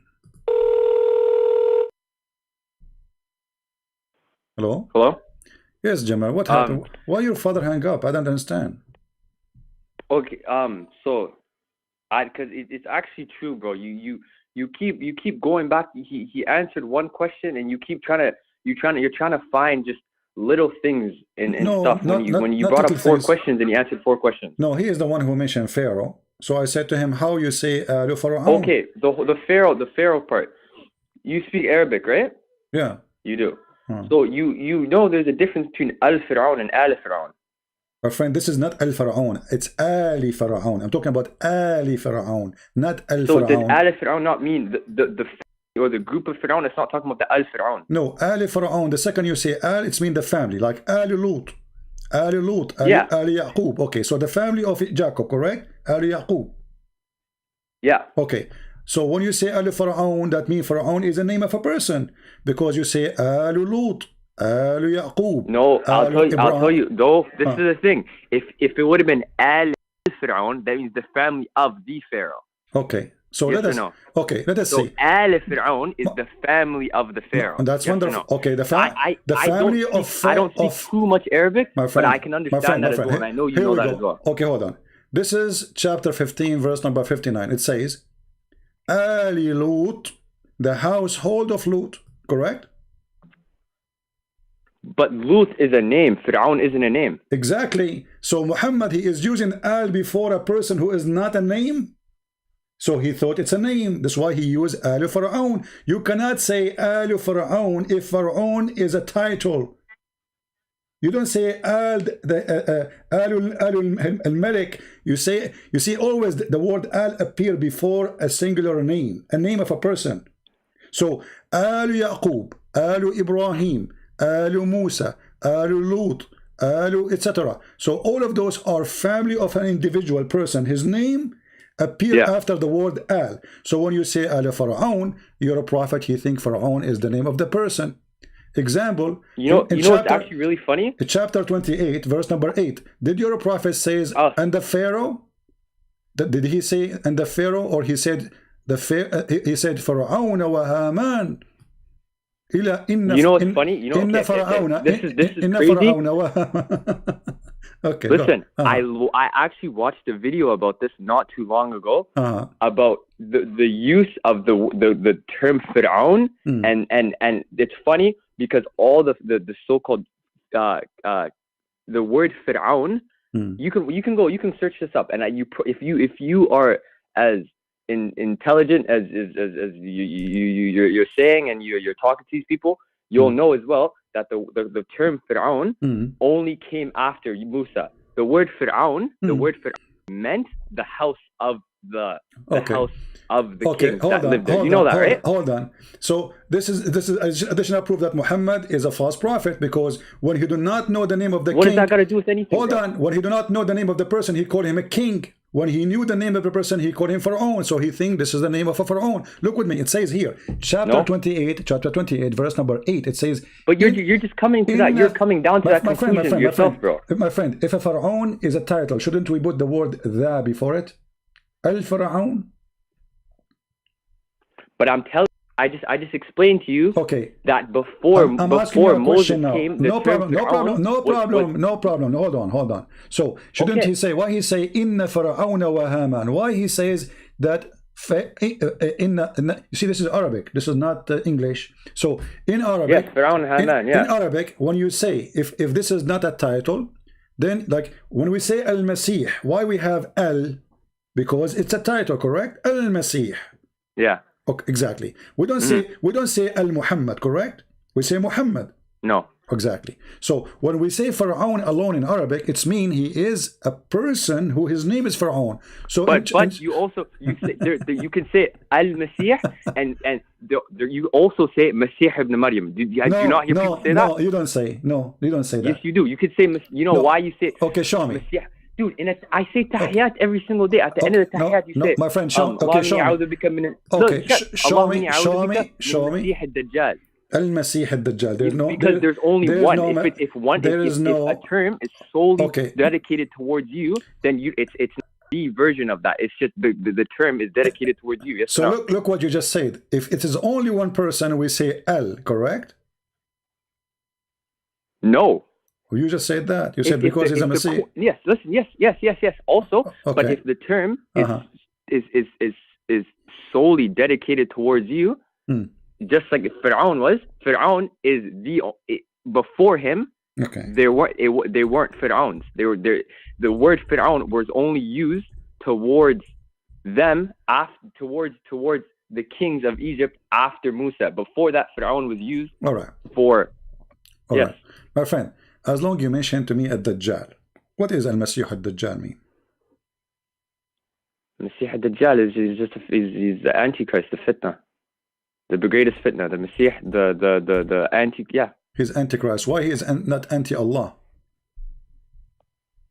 Because he's going to claim to be Isa alayhi salam when he first comes. And why he will claim to be the Messiah? What that will do to him? because the Muslims and the Christians are both waiting on the return of Isa alayhi salam. So I don't know personally his agenda, personally, but it would make sense that you off the beginning, that's how you gain the most followers. Okay, is it true that Allah, he looked like the false Messiah? Very, very wrong. I've never heard that in my life. Okay, what if I show you the reference right now?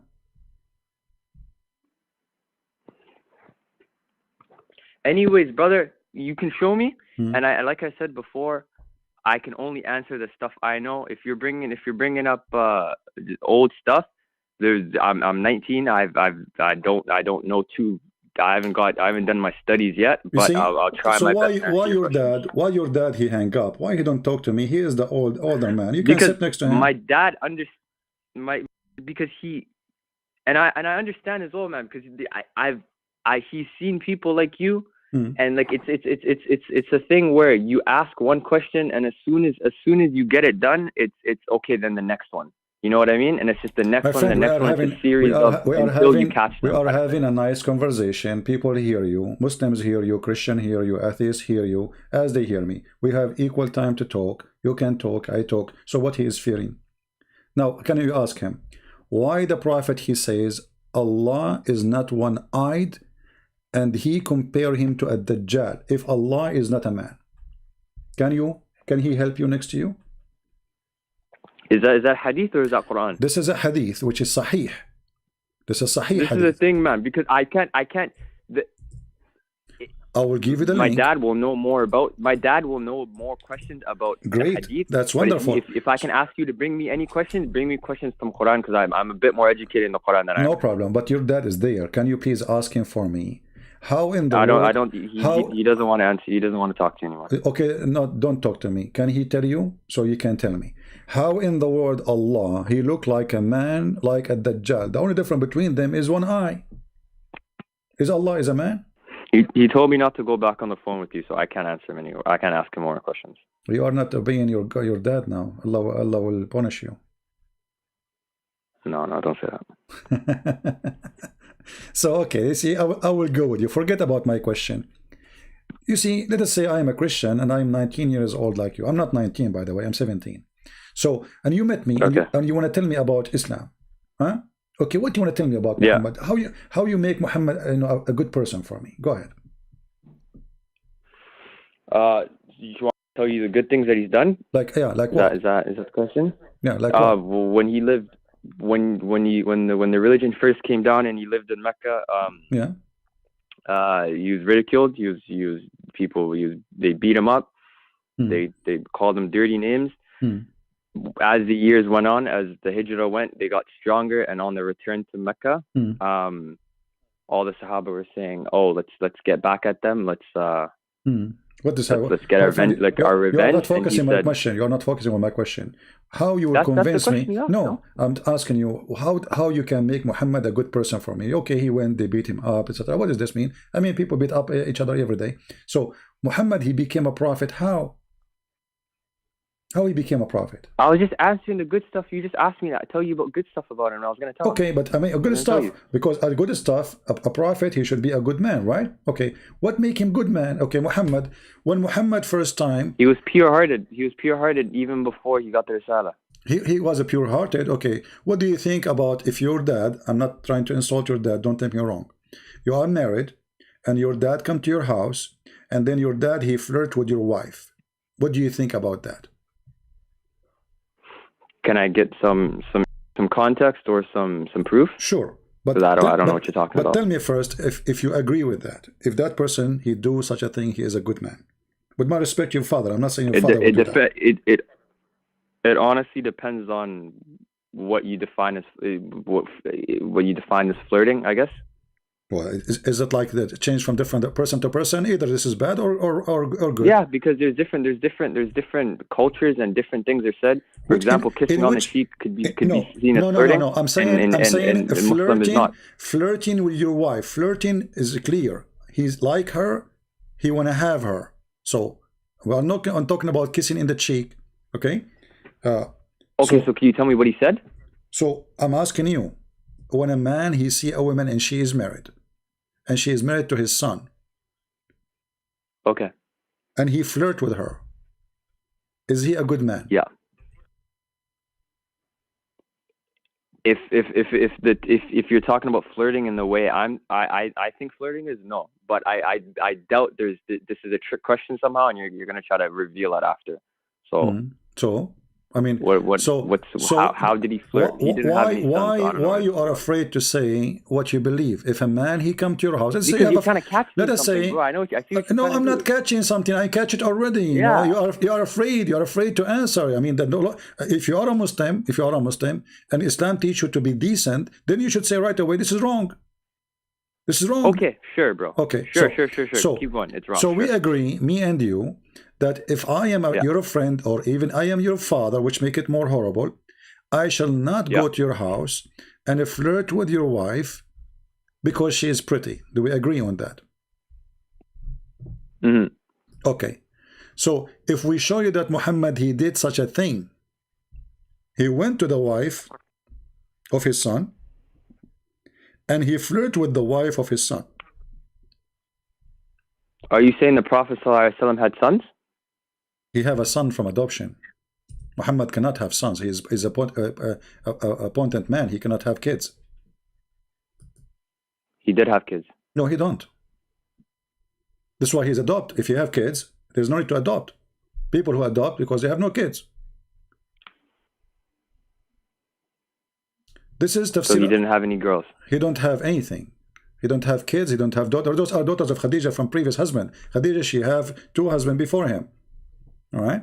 Now, if we go to book Al-Qurtubi, and I will put it for you in the screen, and this is volume number 14, page number 190.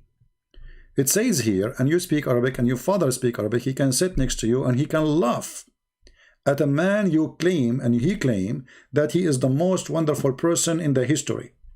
He come to his son when the husband is not there. I mean, why you come there when the husband is not there?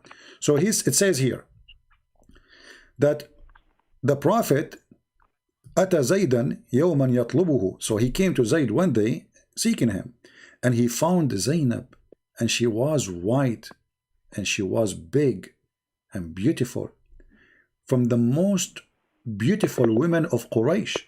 Fahawiha. Tell me what hawiha mean. Do you know? I don't. He loved her. He loved her in a lost way. Hawa is air, like air. So he fell into her air. He's lost, not love. This is a lost. What kind of a prophet? He go to his own son. He see the wife there, and right away she's standing, and it's in the same page later we will see that she was wearing sexy clothes, and the wind. So you're talking about Zainab? Zainab, yes. So is Zainab? Who's the son? The son is Zayd. And who's Zainab? His wife. So, Zayd's wife. Yes, and Zayd is the adopted son of your prophet. So when your prophet, he found her, he saw her. And so Zainab isn't the daughter of the Prophet ﷺ? No, this is Zainab bint Jahsh, the daughter of the donkey. This is a different one. So this isn't Zainab. This is not Zainab bint Muhammad. No, okay. Muhammad don't have children, my friend. I just told you. Anyway, this is why he adopted. So listen carefully. So you go to your son, you adopt him or not. Let us say he's a friend. I mean, what kind of a person? He go to his friend house. Imagine you have a friend or you have a cousin. He come to your house and he flirt with your wife, and it says, and he fell into her. He want to have sex with her. Fahawiha. What kind of a prophet he is? So what kind of hadith is this? Can I see it?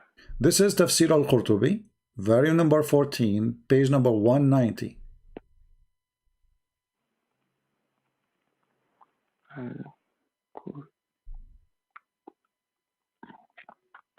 And we can use Google Translation, in case. I wish your dad can join us. Too bad, What about you see here, when you Muslims, you say to us Muhammad was a wonderful man, obviously they lie to you. I believe that you are a good person. This is the thing, bro. You're coming at me And I honestly, I wanna leave right now because I already told you I don't have the knowledge on the hadith, and you're trying to capture me in the hadith. I asked you if you have anything on the Quran that could possibly. Sure, the whole Quran is wrong. The Quran, you see, I was going to ask your dad about the Quran. I wanted to ask him, okay, according to the Quran, if Allah is a God and Muhammad is a prophet, so what kind of God do not remember which one he created first, the trees or the stars?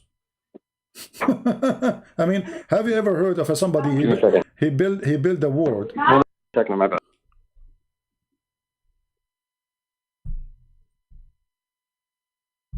Hello? Give me one moment, my bad, huh? No problem. Give me 1 second.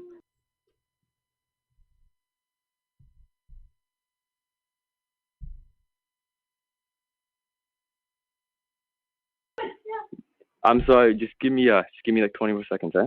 No problem, no problem.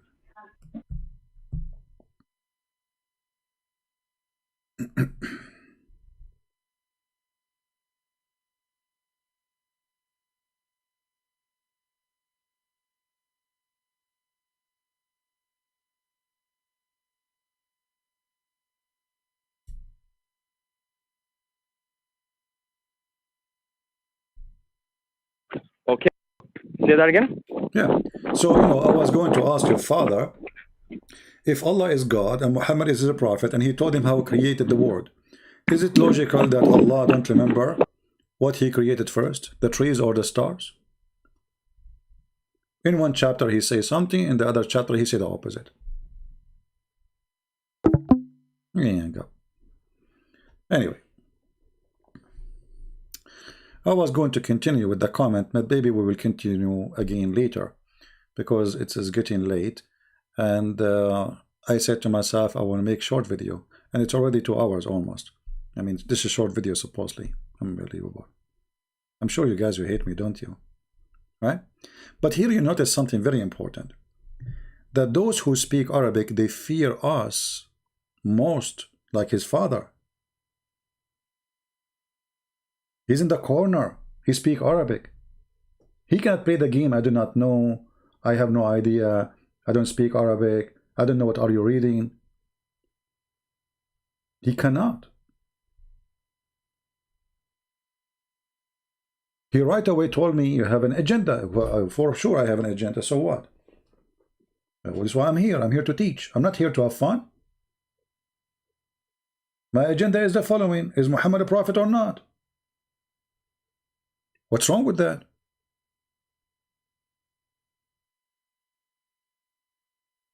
And because you could not prove that he is a prophet, you hang up and you run away. The son is better than the father. The son is more brave. The father, he acted like a kid. We did not insult him. We did not say a bad word to him. We speak to him nicely. We call him Mr. Nothing, I mean, there's no reason.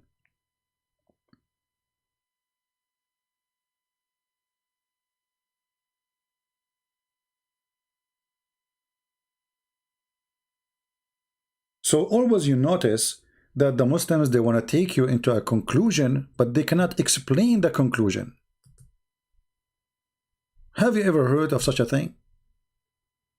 You want to give me a conclusion without a proof of it? He's a prophet, that's it. Don't ask questions. Like, why is what make him a prophet? Because he's a prophet. But what make him prophet?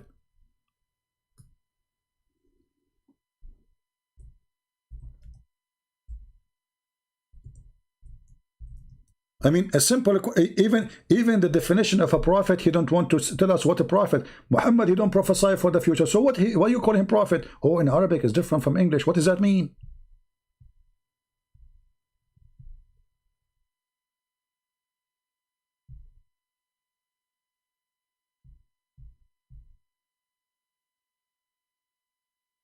I mean, what does that mean exactly?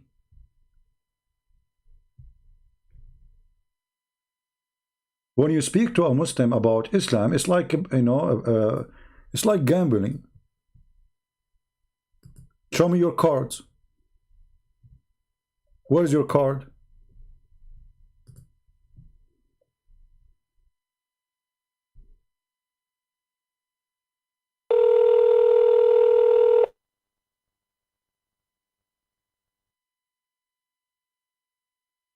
Hello? Yes, my friend. Hello, hey, I'm back. Okay. Yeah. So what do you think about Muhammad? He saw the women, and then after he saw her, do you know that in that story, Allah, he made a miracle for Muhammad about it? I don't know if you know that. He made a what? He made a miracle.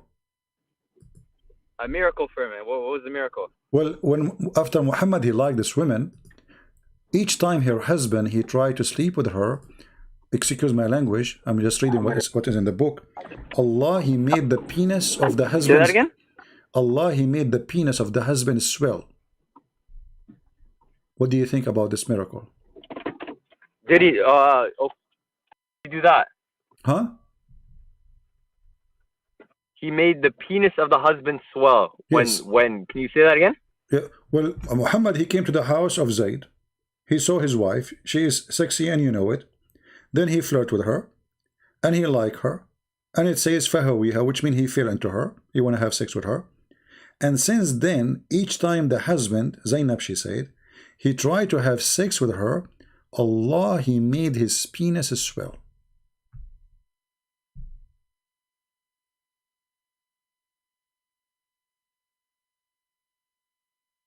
What do you think?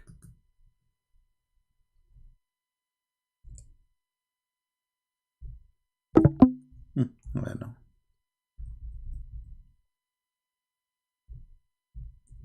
Only with Muhammad those miracles happen.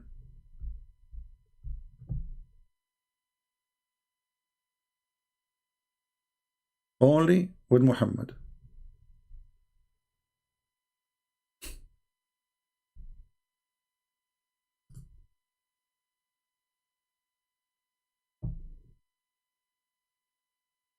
Any other Muslim would like to call us? Islam is just a game. And the funny thing about Islam, Muslims don't have cards. They don't have cards. They have fabricated stories, fabrication. Muhammad is the most amazing, Muhammad is the most wonderful. But the second you start asking questions, you will find that Muhammad is none of what they say.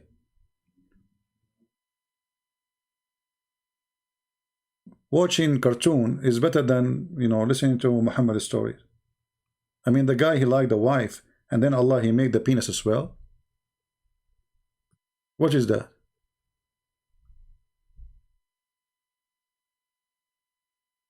And why Allah, he will make the penis as well of the husband? That said, Allah, he reserve her to the man.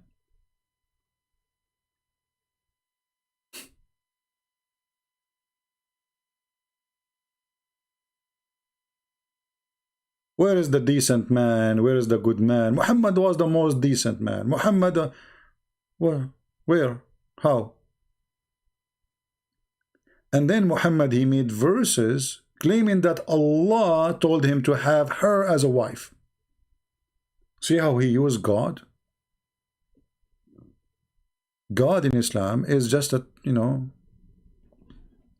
vendor. He's a vendor for the desire of Muhammad. That's why Aisha, she said, Inni ara rabbuka yusari'u ila hawaka ya Muhammad. I see your God. He rushed into your desire, Muhammad.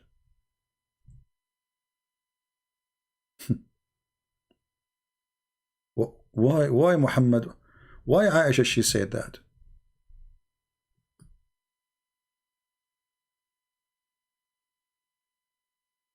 Why God, he rushed into the sexual desire of Muhammad? What is the connection between God and Muhammad private part happiness?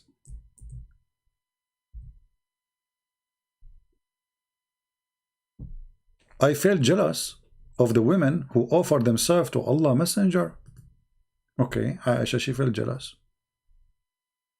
Why women anyway offer themselves? Because Muhammad, he made verses in the Quran says any woman she can offer herself. I mean, the guy have tons of wives already. Why he need more? What does have to do with God? What will happen to Muhammad if no women offer themselves? Is Islam missing something? Is Allah missing something? What is the connection? Why God, he need to make verses says any woman she can give herself to Muhammad so he can do boom boom. So Aisha, she said, I felt jealous of women who offered themselves, look how many, to Allah Messenger, and said, then when Allah, the Exalted, the Glorious, revealed this, you may differ any of them as you wish. Muhammad, he made the verse first, any woman she want to offer herself, and then, excuse my language again, I'm just saying things as it is, some women who don't look good came to Muhammad and offered themselves. Muhammad in trouble because he told them, offer yourself, I will take you.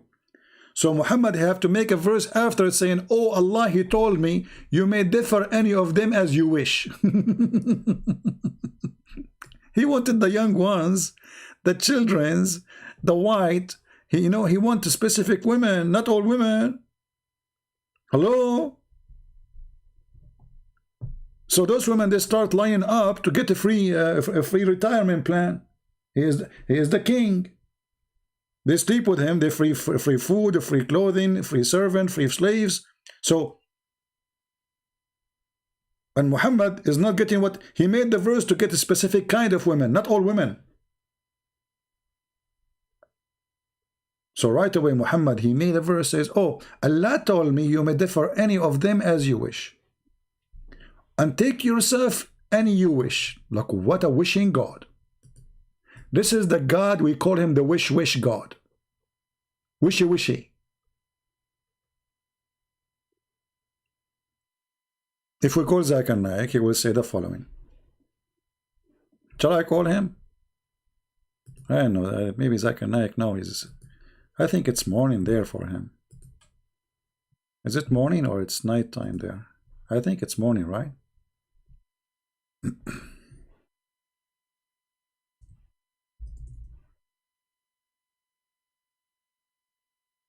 I don't know, I need to find his phone number. He keeps changing his number. I will tell him in his grandma house.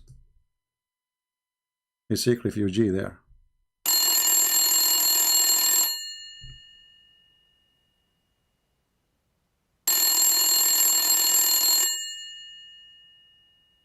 Christian Prince, hey, don't call me. Zakir Naik, hold on. How in the world in such an odd number have no screen to see it is me? It's only you. There's nobody call me in this number except you. Because my grandfather is deaf and he cannot hear the phone. And nobody call her. And you're the only one who called me. Okay, Zakir, cool down. Why Aisha, she said that your God, Allah, Muhammad, he rush into your desire. And he made a verse for him, you may differ any of them you wish, and you can take any of yourself as you wish. Is that a wish, God? Mr. Prince, first of all, the Prophet Muhammad, he with and he with, and he is the witting prophet. And actually, he is the only prophet who can with. As an example, you go to the birthday, and they say to you, you want to give you a gift, and they love you. So what do you say? Make a wish. Allah, he like Muhammad, and he loves you very much. So he told to him, whatever you with. So the prophet, he with women. So the prophet, he wish women, and because of that, Allah, he granted him his wishes. Exactly. As an example, some people like to have to play games. And some people, they like to go and fly in the airplane. And some people, they like to do hunting or swimming. The prophet, he like women. And this is his only wish. So Allah, he granted him his wish. Okay, but why he said to him, you may take any one as you wish, and you differ. What is this differ thing? I will say with you. First, because you are a Christian, you are stupid. You are stupid. 1 + 1 + 1 is equal to 1. Stupid people. You are stupid Christian. 1 + 1, 1 because you have wrong mathematics. Okay. But what does have to do with my question? Exactly. So I'm going to explain to you. So if Allah, he said to him, take any woman as you with, she offer herself. And then there are some women, they are not good looking. And they start coming to you. What do you do with them? You tell them sorry? You cannot do that. So Allah, he make a verse saying, the prophet is not sorry, I am sorry. For I made a verse saying to you, you can offer yourself. I meant a beautiful woman, not you. So here the prophet, he looked clean. So nobody complain from him because it's Allah who said that to him. Oh, you know what? I never thought about it this way. Because if the Prophet, he said to them, I don't like you because you look bad, the women, they will be sad, right? Exactly. Christian Prince, subhanallah, you are getting better. After starting talking to me. Zakir Naik, for sure, I'm learning from you. But don't you think Allah now is offending the women who don't look good anyway? Because he said to them, tell them he allow me to differ any of you, which means at the end of the day, it's Muhammad who choose who he would like to sleep with her and who he don't like to sleep with her. Exactly. But in the scenario, he get a license from Allah. It was not up to him. But it says here as you wish. So it is up to him. Exactly. It is at his width, but at the width of Allah at the same time. So Allah and the Prophet, they're with the same. Zakir Naik, I have to admit, you are the best wish scholar. Thank you for answering my phone call. First of all, it's not me who's talking to you. It was Jibreel speaking with me. You became a prophet, Zakir Naik? I didn't say that. But I received inspiration. And I was able to get you busted. Especially when I said to you, 1 + 1 + 1 is equal to 1. Stupid Christian. Oh, okay. Well, I don't know what to say to you about the 1 + 1 + 1, because we don't have this in our belief. Do you? Christian Prince, don't you Christian believe in the Trinity? Yeah, Trinity is one God. Exactly. So how 3 persons is one God? Crazy. But isn't it God is the one who can do anything? He can be anything. Are you going to tell God what he can be? First of all, I'm not going to tell God what to be. But we have logic. You have logic. So it's logical that Allah have 2 hands and the right side. What is that logic? What do you think? Why Allah he play tennis? Right side tennis only? Why he have 2 hands and the right side? Allah knows best. Why Allah have a shin? Allah knows best. Why Allah have a mouth? Allah knows best. Why Allah he changed his shape? Allah knows best. So how come in the case of your Allah you don't complain, but in the case of my God you want him as you wish? Christian Prince, are we going back again to the word birth? I'm so disappointed. We start with and we end with. Assalamu alaikum. Okay, bye-bye. Hang up.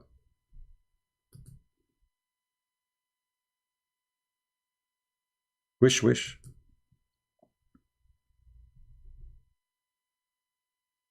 One wish. We will take one last time call. Jamal is asking me to call him. Yes, Jamal. Do you have to say something to say? But I'll tell you what, man. That stunt you pulled right now is very disrespectful, because me and you both know that's not Zakir Naik. Oh, okay. This is not Zakir Naik? That was you making an impersonation of him. I've seen enough Zakir videos to know that was complete BS, man. I'm surprised. And you're doing this scheme right now where you're just trying to get the come on, bro. So you get me busted now? You're completely busted, man. I'm so disappointed. I thought you think this is Zakir Naik.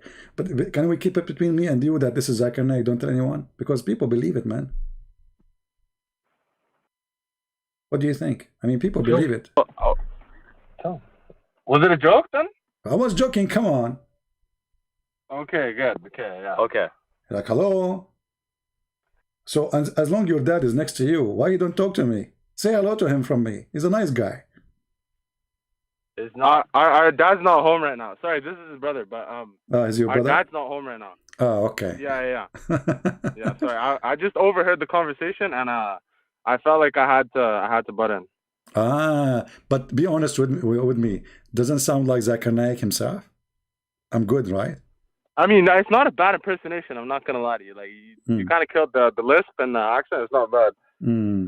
Do you remember Zakir Naik when he said they asked him about why only men they will have hur? You know? Or actually, hold on. They asked him why there's only men prophet in Islam. Do you know what he said in that video? No, I never watched that video. Listen to this. Don't hang up. He said, the sister asking question, why in Islam there is only men they are prophet? The answer is very simple and very logical.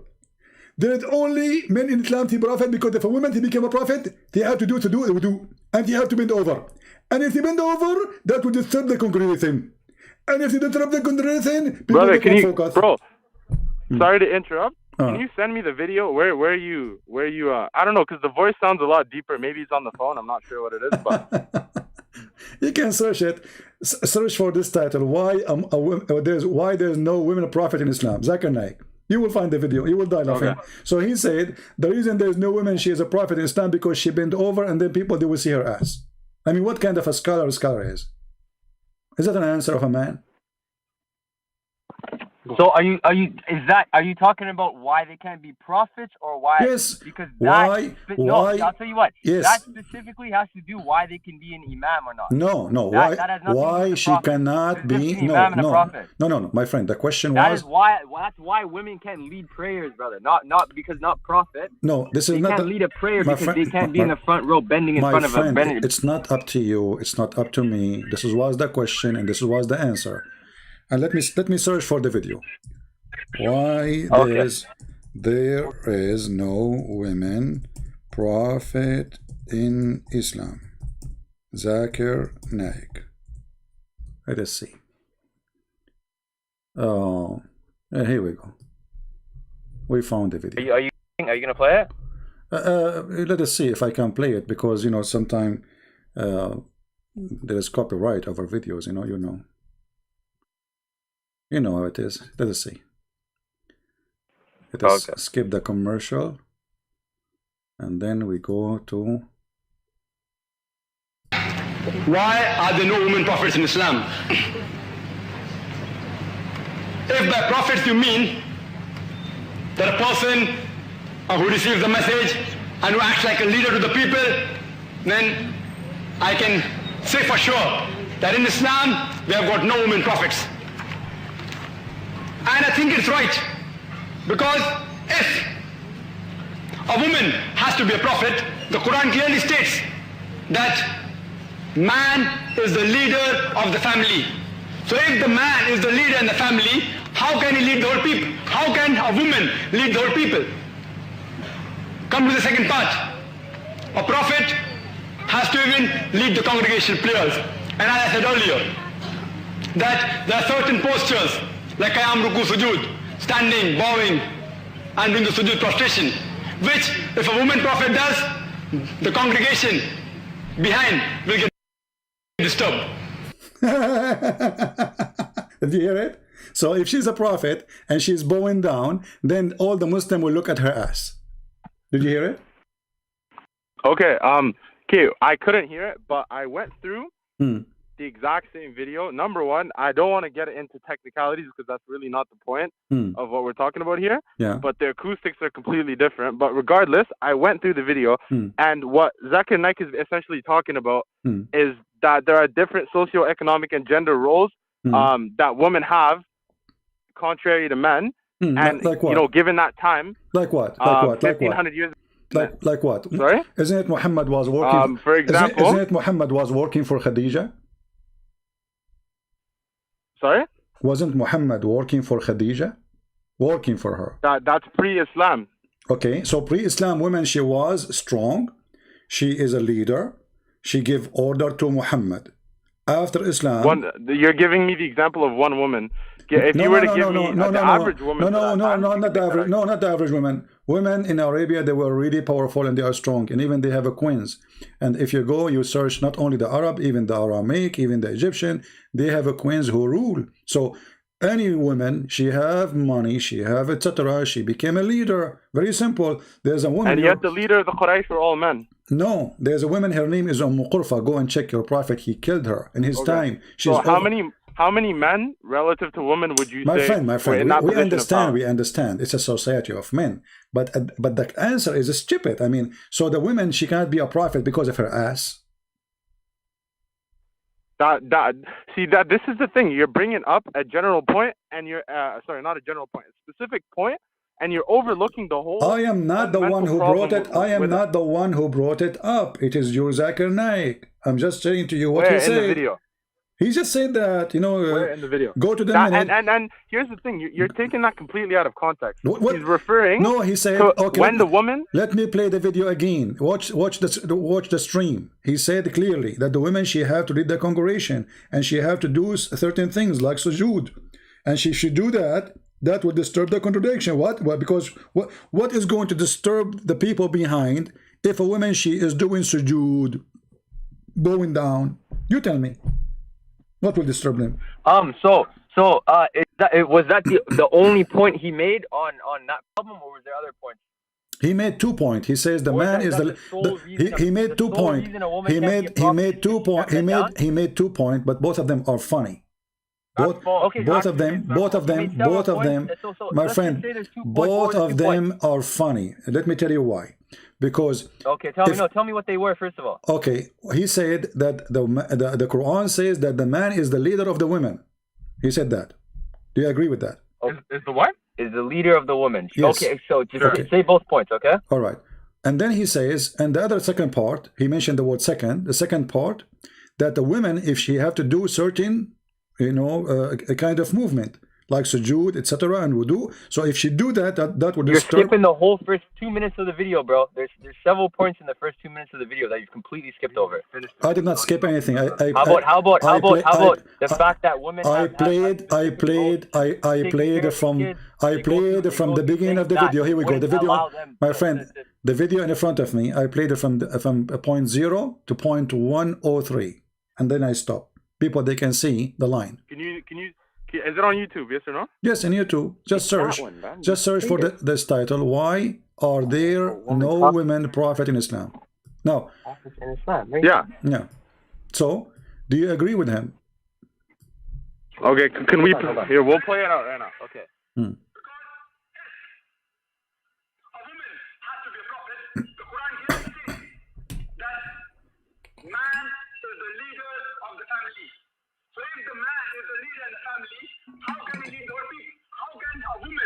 Okay, so that's your first point, okay? Okay, so you played till a minute. You played till 3 minutes, but you skipped point at 1 minute. Yeah, I stopped at 1 because he finished. Because he finished. The rest is. Hold on. Yeah. The rest is. Okay. Stop skipping. No, because we had it. You missed it. She is. And if she gets pregnant, but natural, she will not be able to do her duties for a few months. Okay. So there's one biological factor that you, for some reason, you just didn't want to bring up just for convenience sake. What is the biological factor? What is that? What is that? That a woman number. Here, play it back. Can you hear it? Yeah, he said if she do sujood and wudu.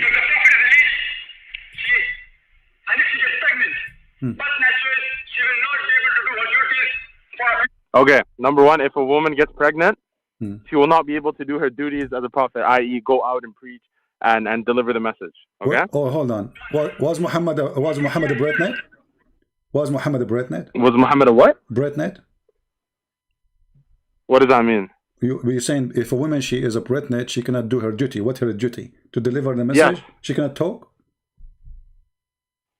Okay, you try telling a pregnant woman to go out in every single day and do the duties of a prophet. And don't forget, a prophet's duties what is the duty of the prophet? Completely to the people. Your prophet was spending his day having sex with the women. So he's still with the women, between the women. Is that right? Okay, here we go. Let us see. You have your narrations, I have mine. Okay, according to my narrations, the Prophet Muhammad was spending his nights in prayer and spending his day going from door to door trying to figure out if the people were hungry and if the people had problems. Let us see if this is true. This is the hadith in front of me. It says that the Prophet, he spent his day having sex with his wife and he don't even wash. Is that correct? He don't even what? He don't even wash. He wash at the end. He go and he have sex with all his wives in one day. Yes or no? Is that a duty of a prophet? A prophet who have no time except to Allah. Why he have too many women? Read with me hadith. This is Al-Bukhari. It says here. He hang up.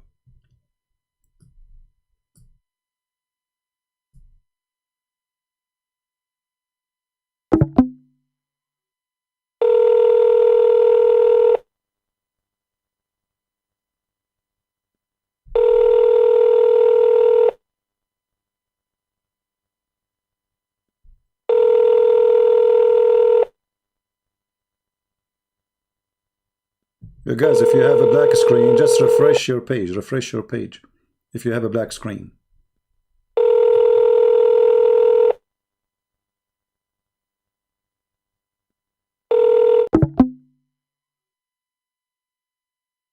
The duty of a prophet. Well, what is the duty of a prophet? To have sex.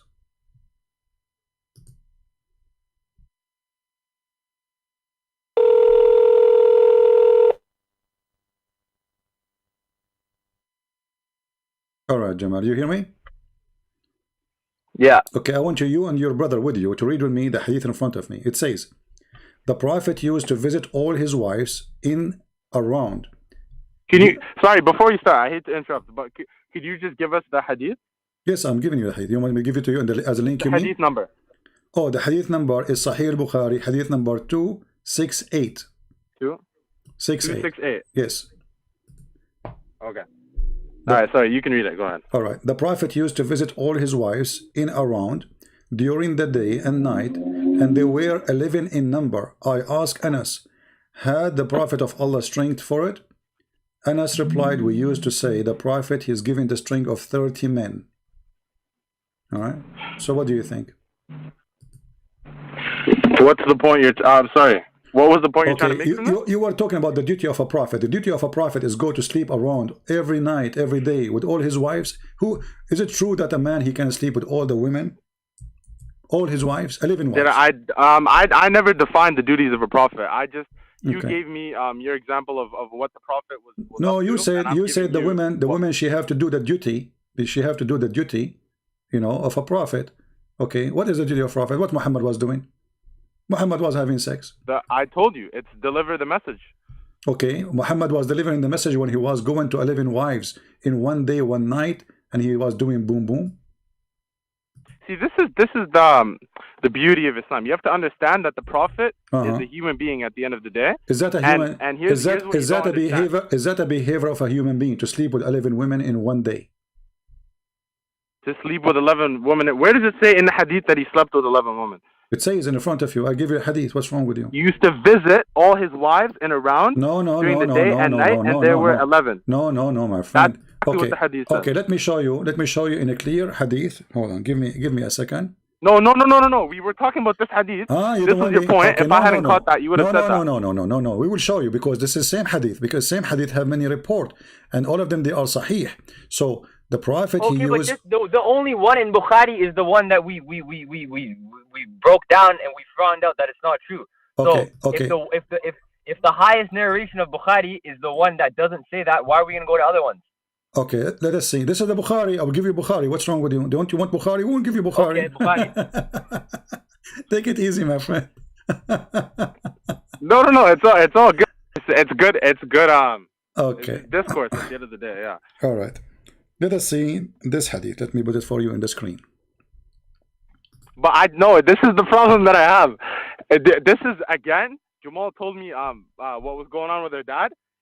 So you bring up a point when it's conveniently something that either we don't have the knowledge of because we're young or whatever, or we get you on it. It's just conveniently moved to the next point. No, you do not get me. Here we go. Anas said that the prophet I want the used same to have... hadith. I don't want another hadith. No, this is the same hadith. Why was this one allowed 30 seconds ago but not allowed now? This is the same hadith, my friend. The same hadith. The same reporter. The same hadith. The same reporter. Your prophet used to, even it's mentioned here additional, that he used to do only one time wash. He washed only once. Okay, where's the hadith? It's in the front of you. Here we go. Read it. We're not on the screen right now. Sorry. The messenger of Allah used to have sexual intercourse with his wives with single bath. Another hadith. Here we go. The prophet used to have intercourse with his wives one after another with a single bath agreed upon. What's the hadith? Where can I find this hadith? It's in front of you on the screen. Can you send it? Okay. Well, unfortunately, the only accredited source that I refer to is sunnah.com. Yeah. And sunnah. Sorry. This is sunnah.com. I'm showing you sunnah.com. So what's the number so we can search it up, brother? Here we go. I don't know what's on the screen. Here we go. The link in front of you. Go ahead. The link in front of you. Oh, I think he's talking about the top. The link in the front of you. And is it having sexual intercourse and repeating it and engaging with one's own wife? With one bath. One bath. He sleep with his wife one after one, without washing. He wash at the end after he finish all of them. And this is, it says there. It says Sahih al-Bukhari. Read with me in the side. Read with me in the side. رواه البخاري 268 284 5068 5215, and then ورواه Muslim hadith number 309. So what we will say now, your prophet was so busy having sex with all his wives one after one, and you were talking to me about the duty of the prophet. Is that normal that a man he sleep with 11 women without even washing?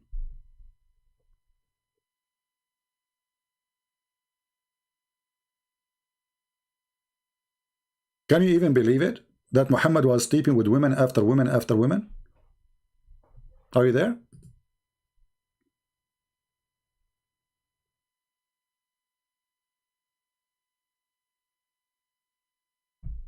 I know what happened.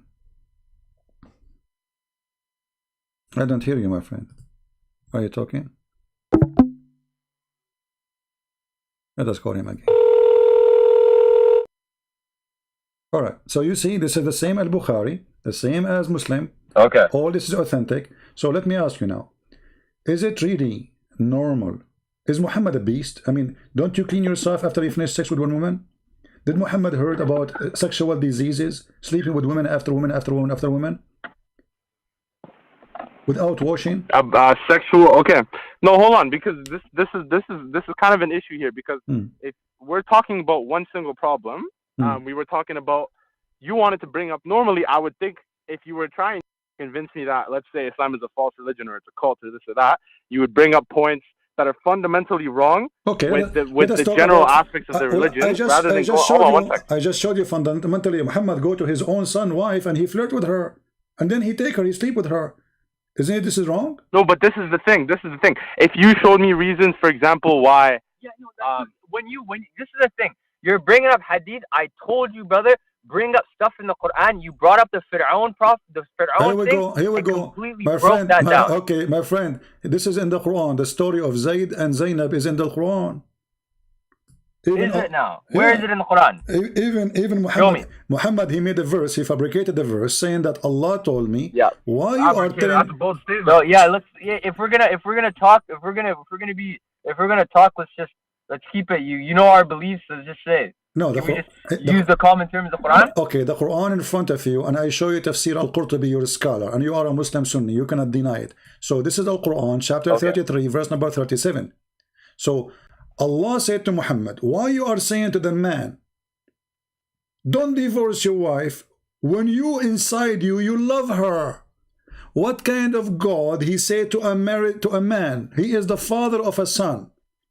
Why you are hiding what is in your heart, telling the man don't divorce her when you want her? The verse in front of you. What's the verse again? 33:37, right? 33:37. Okay. Is that a God act? He tell you why you are hiding. So the Quran accusing Muhammad to be a hypocrite, liar. He tell the man, don't divorce your wife. When Muhammad, he was there flirting with her 10 minutes ago. You give us a second. We're looking at the verse right now.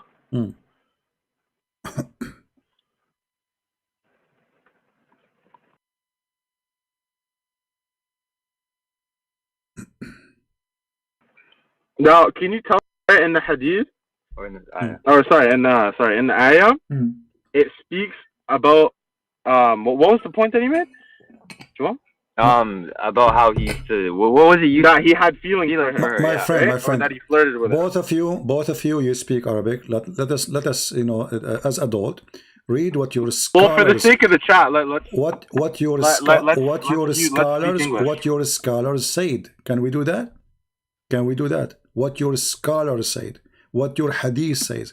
So here it says, and I will show you in the screen, and I can copy the text and give it to you, and I can give you the link, or I can give you whatever you want. It says that the Prophet of Allah, he visited his son when the husband was not there, and he fell into the women. He wanted her, so he flirted with her, and he said to her, praise be to Allah, the one who made my heart flip for you. Let me see if I can send you the text. Here we go. You got the text. Can you read it?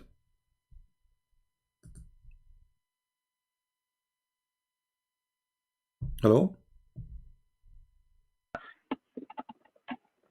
I gave you a text. Can you read Hello? it? Yeah, I gave you a text in Palto. Can you read it? Oh, yeah, hold on. Yeah. Yeah, unfortunately, there's a Sahih International translation that we have right in front of us. My friend, this is the tafsir. This is the tafsir. Your father, he speaks Arabic too. Your mother, she speaks Arabic. So I cannot lie to you, my friend. And I'm giving you the link. I'm giving you the website. I'm giving you the page number. This is Al-Qurtubi, page number 190. All right? Explanation for this verse, chapter 33, verse number 37. This is Tafsir Al-Qurtubi, volume number 14, page number 190.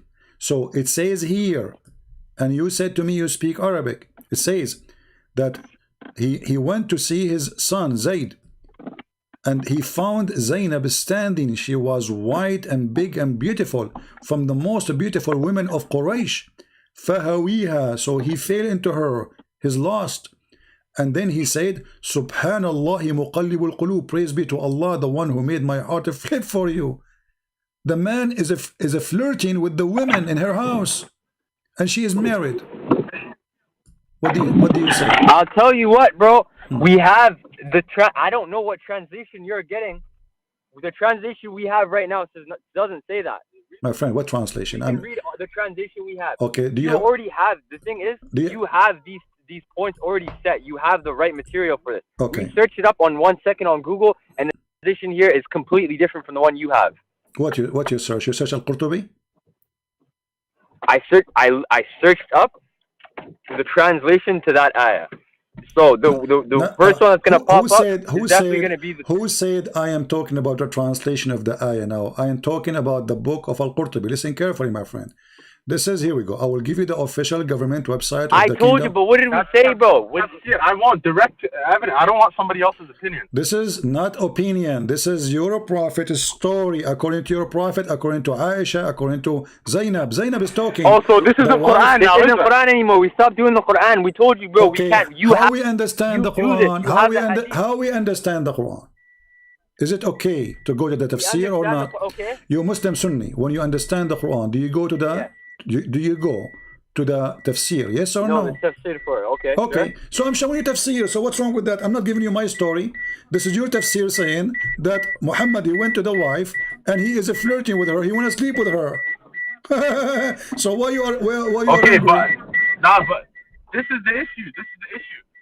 You're talking about Quran, ayah, then now all of a sudden it's tafsir. You're contradicting yourself. No, my friend. Now, okay. if you gave me, I just asked you how we explain the verse. You told me you have no knowledge. So what we will do, we have to go to the tafsir. Do we agree? Do you agree or not? Somebody's interpretation of it? Yes. We have to go to the scholars. Right?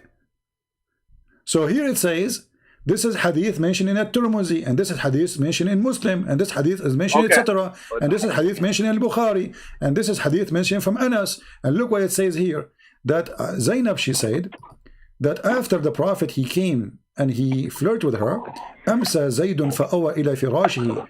قالت زينب لم يستطع زيد وما امتنع منه غير ما منعه الله مني. So Zayd at night, he came to sleep with me, but he could not, because Allah, he did not allow him. How? Let us hear carefully. It says وفي بعض الروايات إن زيد تورم ذلك منه حين أراد أن يقربها.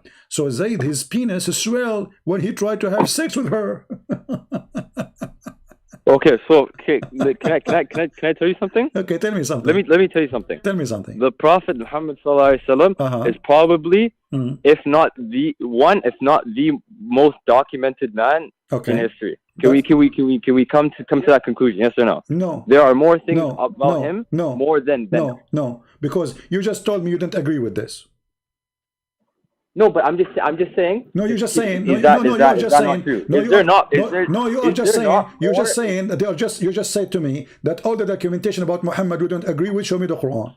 So what is documentation? If I ask you now in the Quran, who is Muhammad? There's nowhere it says who is Muhammad. Who is Muhammad? What is his last name? Who is his father in the Quran? There's a whole chapter. There's an entire chapter. Okay, show me. I challenge you in the Quran to show me where it says who is Muhammad. Go ahead. I want to learn from you. There's different. There's my friend. Let me tell you. I'm challenging you. Show me where in the Quran it says who is Muhammad. You see? The name specifically Muhammad isn't used as much as other. There's nothing in the Quran. So there's no documentation about Muhammad. Yeah, you will Mudaththir. You just agreed then. Yeah, you Mudaththir. You know that surah? What is that surah about? So what does verse mean? Who Mudaththir? This is serious. What Mudaththir? What does that mean? What Mudaththir mean? Okay, but what does that mean? Mudaththir is the covered one. Huh? Is what? Is the covered one. Is the covered one? Muhammad is the covered one, but covered by what? It's either. Well, if you knew the context of that surah, then you'd understand what it's talking about. No, you tell me.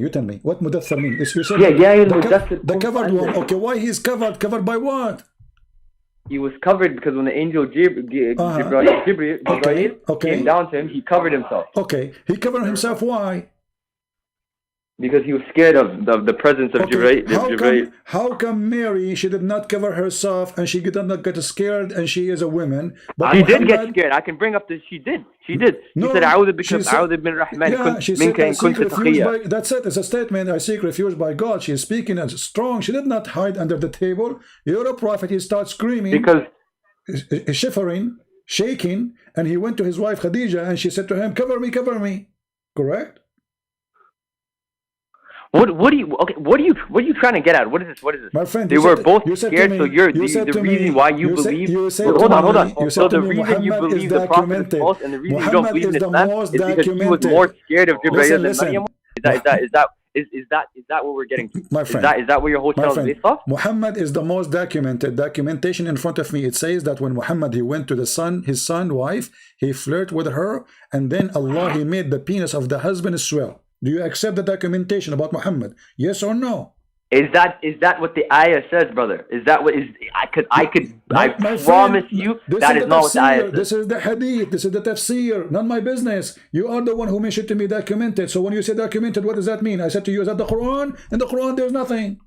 There's not even who is Muhammad. Who is Muhammad in the Quran? Nobody. What is that name? Tell me from the Quran. Go ahead. Nothing. Bro, I just told you.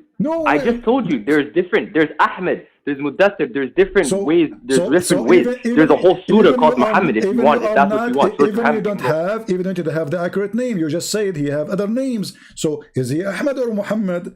Ahmed is different from Muhammad. Ahmed and Muhammad is the same name, brother. You know this. You understand the title. No, it's not the same. No, Ahmed is mean I thank. Muhammad is the one you thank, praised one. So Ahmed and Muhammad is not the same. So is he Muhammad? Okay, so you're telling me there isn't actually shortened version of Muhammad. He is Muhammad. So there's no surah called there's not a surah called Surah Muhammad. Even Muhammad did not quote Muhammad. Even Muhammad did not quote Muhammad. Yasin. Okay. Yeah. Okay. Who is Yasin? Go ahead. Tell me who's Yasin. You said mention to me Yasin. I'm laughing right now. Who's Yasin?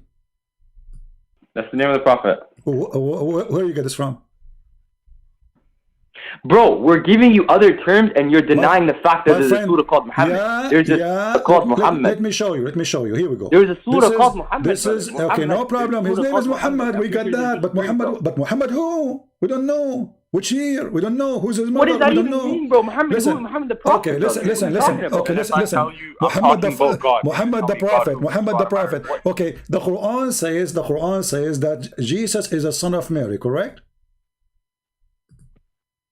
Yeah. Okay. Mary is the daughter of Imran, correct? Say that again? Okay. Mary is the daughter of Imran, correct? According to the Quran? Yeah. Okay. Muhammad is the son of who in the Quran? Abdullah. Where it says that? Show me. That's not in the Quran, is it? It's not. So you don't even have your prophet name. I'm asking you. So what is that? So he doesn't have, what is that? He doesn't have a dad? What is this point going to? No, he's no one. There's nobody. His name is Muhammad. Muhammad is a title, is not a name. You don't even know you are following who. And you mentioned to me Yasin. Read with me. This is chapter Yasin. Yasin. This is the God saying, the moon God. No, I think I was wrong about that. I think I was wrong about that. Yes, you are wrong. Always you're wrong. You are, trust me. Here we go. This is Tafsir al-Jalalain. You're a scholar. You're a scholar saying, Yasin. Do you know what Yasin? You said this is the name of a prophet. Who told you that? Yasin. No, I was wrong. You were wrong. Okay. Yasin is not the name of the prophet. Rather, they are among the separate letters that appear at the beginning of some surahs. Okay, what does that mean? Which point to the miraculous nature of the Quran. This is miraculous. These letters are part of the okay, I will make a miracle now. Ya Dudi. What does that mean? You said to me it's a miracle now? So it says here, Yasin. Ya is a word mean God. Yeah. Yeah is a word mean God. Okay. No, it doesn't mean God. Doesn't mean God. Yes, There's set letters yes, that us it's a as humans word. can understand. It's a word mean God in the old Aramaic, in the old Hebrew, in the old Egyptian language. Yasin. Okay, so tell me what Alif Lam Mim means. What is? Okay, so what is? You know, you are asking me. We will laugh together when we arrive there. So Yasin. It says here in interpretation, God knows best what he meant by those letters. But we know sin is the moon God. Exactly. Sin is the moon God. So Yasin is the moon God. Yes. Yeah. Is so what is Alif Lam Mim? What is Alif Lam Ra? What is Kaf Ha Ya Ain Sad? What are those? No problem. Explain that. Okay, we mentioned Ka Ha Ya Ain Sad. This is in the chapter of what? Chapter of Maryam, correct? Exactly. Okay. Why it's in chapter of Maryam? Do you know? Couldn't tell you. You tell me. You know more, right? Go. Well, because simply, this is a sentence. If you calculate the mathematic numbers, you will find that word. It says a sentence that the Messiah is my God. Kahayas. Go and is that right? Yes. The Messiah is based on what numbers? Based on what numbers? The numbers or the mathematic of the alphabet. The alphabet have mathematical numbers. So each number is equal to a letter alphabet. This is not something the Arab did. This is Aramaic. So ka, ha, ya, ain, sad.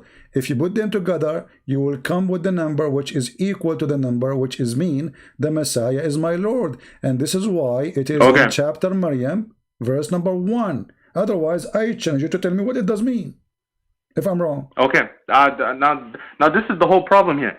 Are you an expert in cryptology? I am expert in what? That's all I need. My friend, I'm like Zakir Naik, expert in everything. Okay, well that's a very bold statement, and I could argue that a lot. But regardless, I'm assuming you're not an expert in cryptology. Number one, and number two, tell me where you got the idea that each letter is directly connected to the alphabet. No problem. You can search in Google. Do you have a prophet Google with you? No, I mean, you brought it up. I need the answer from you. Okay. Let us see. Arabic. And I need exact proof. No problem. Let us look for them. We will find them in a second. Give me a second. No worries. Take your time. Here we go. They are in front of you. Those are the equal numbers. Every letter have an equal number. Okay. Now, what's to say? For example, what does Alif equal to? Let us go there, and we will see. Alif is equal to 1 because this is number 1. You know. Okay. What's to say Alif doesn't equal 5? My friend, just to teach you how that works. From 1 to 10 is going to be 1 to 10, and then you double the number. So number 11 will be, like the double of the last number. Go and check it out. Sure. Go check it out, and you will I'm looking at it right now. Yeah. So when we say kahayas, Muslims, they have no answer. They do not know. Why? Because simply Muhammad was stealing from the Christian books. He stole from Waraq ibn Nawfal. He do not know. Okay, that's a whole different point. This is the problem that I have. You don't have any proof that can tell me that is exactly that each letter has that direct association. Well, I just showed you. What mathematical search the number, my friend. Okay, Alif is equal to 1. Lam is equal to 3. Well, I could say Alif could equals to 10 as well. No, it's not up to you. It's already in the alphabet. This is not up to you, my friend. Up to who? This is already is made thousands of years ago. This is not up to you. Who? By who? By who? By who? By the one who created the language, the Aramaic. This is Aramaic, and then transform it into the Arabic. So you can go right now, search in Google. You will find those letters. Each one of them is equal to a number. Okay, what will I search up? Huh? What will I search up? Arabic letters to numbers? Search. Let's see what they will call it in English. Let us see what they will call it. Arabic alphabet. Like, let's see here. Give me a second. Let us see. Okay, here. I think you need to search for numeric numbers. Okay. Okay. So you will find that can I ask you something? Aleph is equal to 1, B is equal to 2, J is equal to 3, Da is equal to 4. Yeah, okay, I see it in front of me. Yeah. All right. I get that. Those are the numbers. Then take Qiyas. Will take you 2 seconds. Take Ka, Ha, Ain, Sa, etc. and calculate the number, and you will see it says is equal to the following sentences. You know, Ha is equal. Okay. Ha and Ya and Ain and Sad and Kaf, starting from Kaf. The total is 195. 195 is equal to the sentence is Al-Masihu Ilahi, Christ is my God. Yeah. Okay, so you Muslims do not know, we know. And if you ask you why I'm familiar with numerology. Actually, I do know. Okay. But here's the thing. Yeah, here's the thing. Yeah. Now, tell me why. Okay, let's say the prophet who do you believe that the prophet falsely wrote the Quran, right? Yeah. Right. So do you think that if he wrote the Quran, let's assume that for the sake of argument that he wrote the Quran, do you think he would say something like, this is something that only God knows, but I'm gonna give something that's commonly known so that we can figure it out? No, Muhammad, he stole that Qiyas from the book of Waraqa bin Nawfal. This is why your prophet, when Waraqa bin Nawfal, he tried to kill himself when Waraqa died. Is that correct? I'm not aware of this, but regardless, that doesn't answer my question. No, I need to ask. You need to tell me if there's no regardless. If Muhammad is a prophet of Allah and Waraqa is just a priest, why when Waraqa he died, the inspiration of the Quran stopped to come to Muhammad? Do you know? Okay. Let me ask you something in response to that. Do you believe? Okay. Do you know that? I'm sure that in the Quran, the Quran and the Bible are both from God. Yes. No, the Quran is not from God. This is what we are talking about. Okay, sure. No, I'm saying let's for the sake of argument, pretend that you believe the same thing that Muslims believe. No, I don't pretend. Would you, if you were Muslim, for example, would you believe? Thank God, I'm not. That the Bible and the Quran. I am not a Muslim, my friend. Don't ask me to pretend to be a Muslim. But they both come from God. My friend, let us focus with me. Focus with me. But after a few days, well, I'll tell you from my perspective. But after a few days, Waraqa died, and the divine inspiration was also. No. I'm sorry. I can't let you move on to your next point. If you have to let me make my point. I'm sorry. This is not our. I'm trying to be respectful here, but if you're going to bring up a point, I have the right to. This is not next point. We are talking about Qiyas. I say to you, Muhammad, he copied from the book. Point, but I have the right to respond. From the book of Waraqa. Waraqa, he died and he left a book for Muhammad. Muhammad copying from there, but you do not know what this book means. You don't know what Qiyas means. Waraqa is educated, Muhammad is not. So Muhammad, he copied what is in the book. And this is why when Waraqa, he died, the hadith says, and this is Sahih Bukhari, the Quran stopped coming to Muhammad. Explain to me why Allah stopped sending Quran to Muhammad when Waraqa died. Okay, two points that I want to make. Number one, the first point is that, at least from our perspective, the Quran and the Bible are both in their original forms. If they are preserved, they are both books of God. So they can share certain commonalities, because at the end of the day, the religion is Islam, it's Christianity. The original religion is the belief and the oneness of God. Okay, that's the first point that I want to make. So if there are commonalities between the two books, that doesn't mean that it was inspired. That just means that they share commonalities. The same way that they both respect Jesus, that doesn't mean that the Quran stole that. What does that have to do with my topic? What does that have to do with our topic? Nothing. I'm asking you're saying he stole it. I'm asking you why the Quran stopped coming to Muhammad when No. I just told you. Who told me what? You told me about we have the same God? What does this have to do with my topic? I'm asking you why the Quran stopped coming to Muhammad. I told you that the Quran and the Bible share certain similarities. No, we don't share anything. We don't share anything. We don't share anything. Zero. Even Mary is wrong. There's nothing. Who's we? Okay, Mary, she is the daughter of who? Okay. The daughter of Amran. Brother, listen.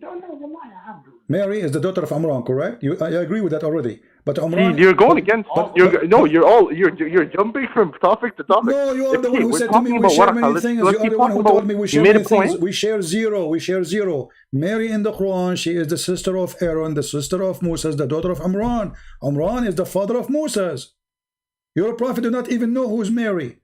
And who is Isa? We never heard of a guy's name is Isa. Open the Bible, you will not find Isa. Who's Isa? So Maryam is the sister of who? The sister of Moses in the Quran. Maryam is the sister of who? The sister of Moses. They all share it's sisterhood in the religion, brother. No, don't try to pull that. No.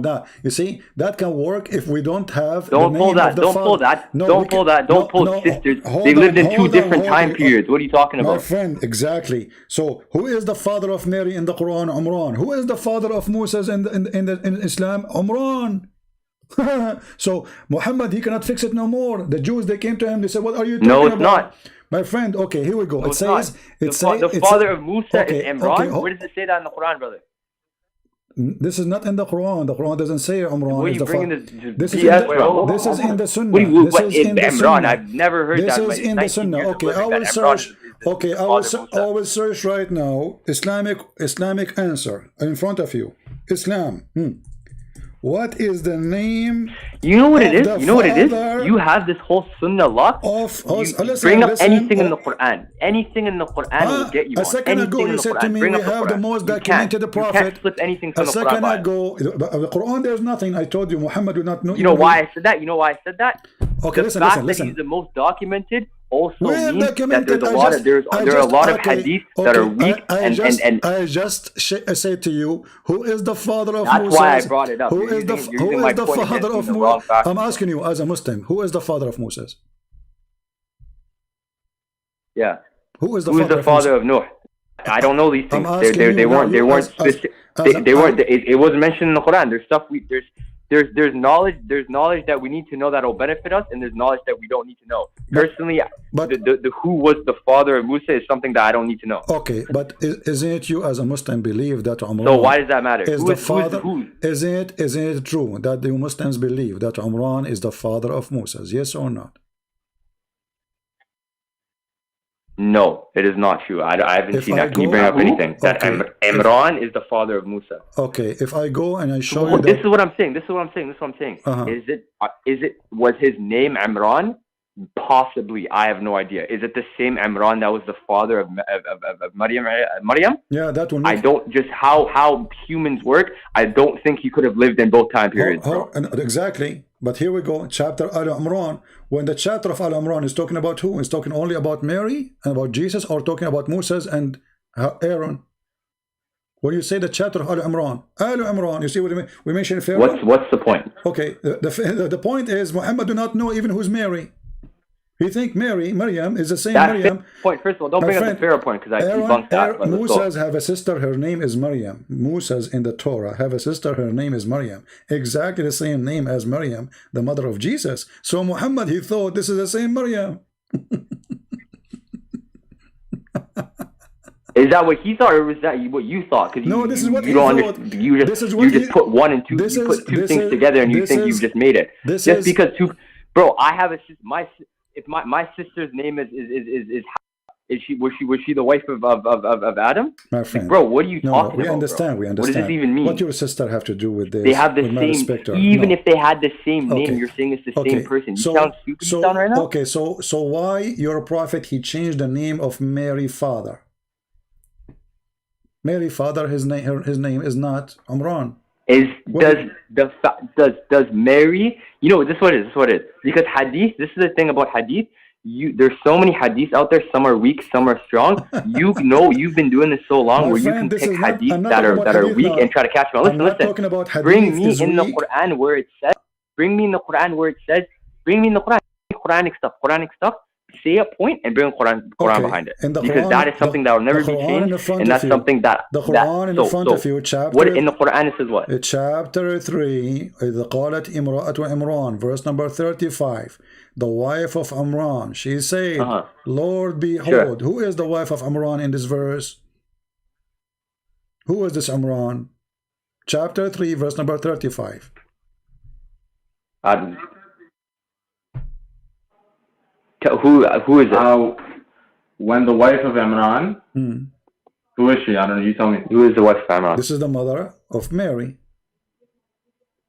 Who is it? Well, this is the mother of Mary. It's who? The mother of Mary. She's the mother of Mary. The mother of Mary, sure, yeah. That's okay. yeah. So she is the wife of who? Yeah. Of Imran, correct?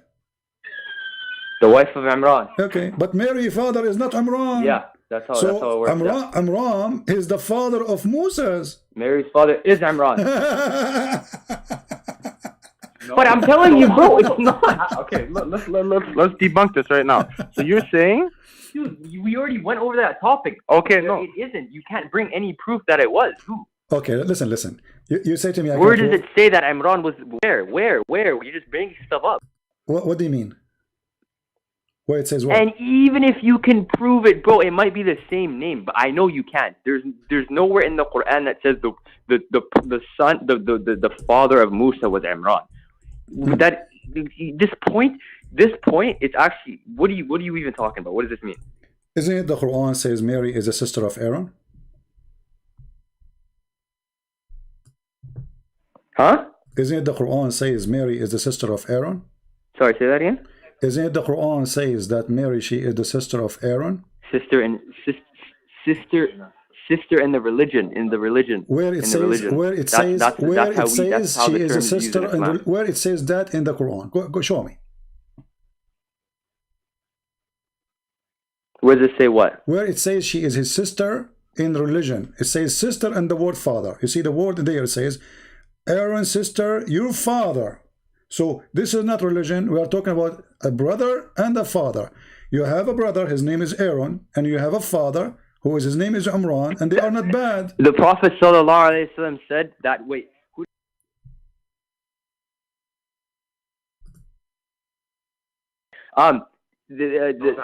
Aisha, yeah. The Prophet ﷺ said that Aisha was ummahatul muslimin, the mother of the believers. Does that mean she's my biological mother? No. Okay, you see, yeah, you are trying to get away. As his father. Is that was Adam actually his father? Now we have a problem. We have a problem that Mary, her father, now Muhammad changed the name. No, we don't. We just solved the problem. No, we did not, because Mary, her father, is not Imran. This is Imran is the father of Musa. They don't have the same name. You see, if Mary, who is it then? Tell me, who is it? Who is it? If you go in the Bible, you will say it says Haley, the same person. They call him Joachim or Joachim. So here we have a problem. Why in the Bible have different name for the father of Mary, and in the Quran we have one name for the father of Mary, Imran, which is not even accurate. It should be Amram. So this Aaron is the sister. Mary is the sister of Aaron. She is the sister of Imran, sister of Musa, and she is the daughter of Imran. That makes sense, because according to your prophet. Okay. That so what if I told you? Huh? Hold on. This is why. Okay. There's an issue with what you're saying, because there are two different Imrans. What do you mean? Just like how you brought up links, we could bring up a link. Where are the different Imran? Show me where the Christian... Two completely different Imran. Show me. I'll tell you why. Okay, let me ask you something. Show me where in the Bible Let me ask you Mary. something. Let me ask you something. Show me where in the Bible it says that Mary, she have a father. His name is Imran. Why are we talking about the Bible? The Bible has been distorted. No problem. See the story. The Quran is reserved. So show me where it says. Are you talking to a Muslim? You talking to a Christian? So then show me where there is two names for Imran. One is the father of Mary, and one is the father of Moses. First of all, let me tell you something. First of all, this is what you're doing. You go from Hadith to Quran. Okay, if we're talking about the Quran, right? Okay. Show me in the Quran where it says Imran is the father of Musa. He is the father. Okay, no, which but even Imran? if he is, issue. It's which Imran? My friend, if Aaron, there's no two Imran. Show me. Go ahead. Show me the two Imran. Go ahead. I'm listening. Show me the two Imran. I'm listening. No, hold on. First of all, this is what we're gonna do. Show me the proof. No, show me the proof that there's two, and then I'll tell you this. Show me the proof that Musa is the brother of Maryam. Show me that proof, and without using the term Imran. Aaron is the brother of Musa. He is the same time brother of Maryam. Okay, I'm the brother of Musa. Am I not? No, you are not. Yes or no? You're the brother of Musa, no? No, you are not. Are you brother of Muhammad? You are not. Wait, brother, I already told you that the Prophet said Aisha was the mother of the believers. So I'm telling you that term doesn't work the same way you're thinking. No. You see, the mother, so why do you keep bringing that up? The mother of the believers, this is a joke. Yes. This is a joke. You remind me of the guy who came to your Prophet, said to him, I want to have sex with Aisha. And then Aisha, she said to him, he said to her, but she is the mother of the believer. What, dude, so we're just cracking jokes now? Are we talking shit to each other? So I brought you a point. What make Muhammad say Aisha is the mother of the believer? Because the Quran says so. So Muhammad, he don't want anyone to sleep with his wives. Muhammad was a bad person. No, the Quran says. Oh, listen. Chapter 49. Listen. Muhammad, he made Aisha and all the wives the mother of the believers, so nobody can sleep with them. Correct? Is that correct? Why are you jumping points? You got caught. So loud, man. Be quiet. I'm saying, is that true? Okay, no, hold on. You're telling me. Hold on. Is it forbidden? Before you switch the topic, we're talking about one thing. You can't jump from one thing to the next. You are the one who mentioned that the mother of the believers is Aisha. So I'm saying to you, is it true that Muhammad, he made Aisha the mother of the believer, same as all the other wives, so they can't sleep with them? Yes or no? That's not the point that I'm.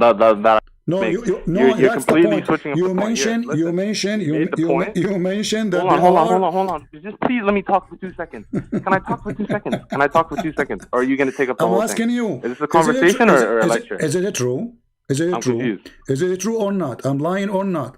That your Prophet, he made them the mother of the believers because it's forbidden for the Muslims to sleep with them. Yes or no? I don't know. I'm not in a position to speak about that. What do you mean? You don't know? Unless you gave me some time to research, I wouldn't. Okay, but sorry. So if Aisha, she is available right now, you will sleep with her? No, because she's the wife of the Prophet, and she's not my mother. No, she is not. Not because she is the wife of the Prophet, but because she is the mother of the believers. Because. No, but also because she is the wife of the Prophet and I don't have a right to her. No, I'm asking you, is it true that it's forbidden? Yes or no? So let us make it clear. Is it true that it's forbidden for Muslims to marry the wives of Muhammad?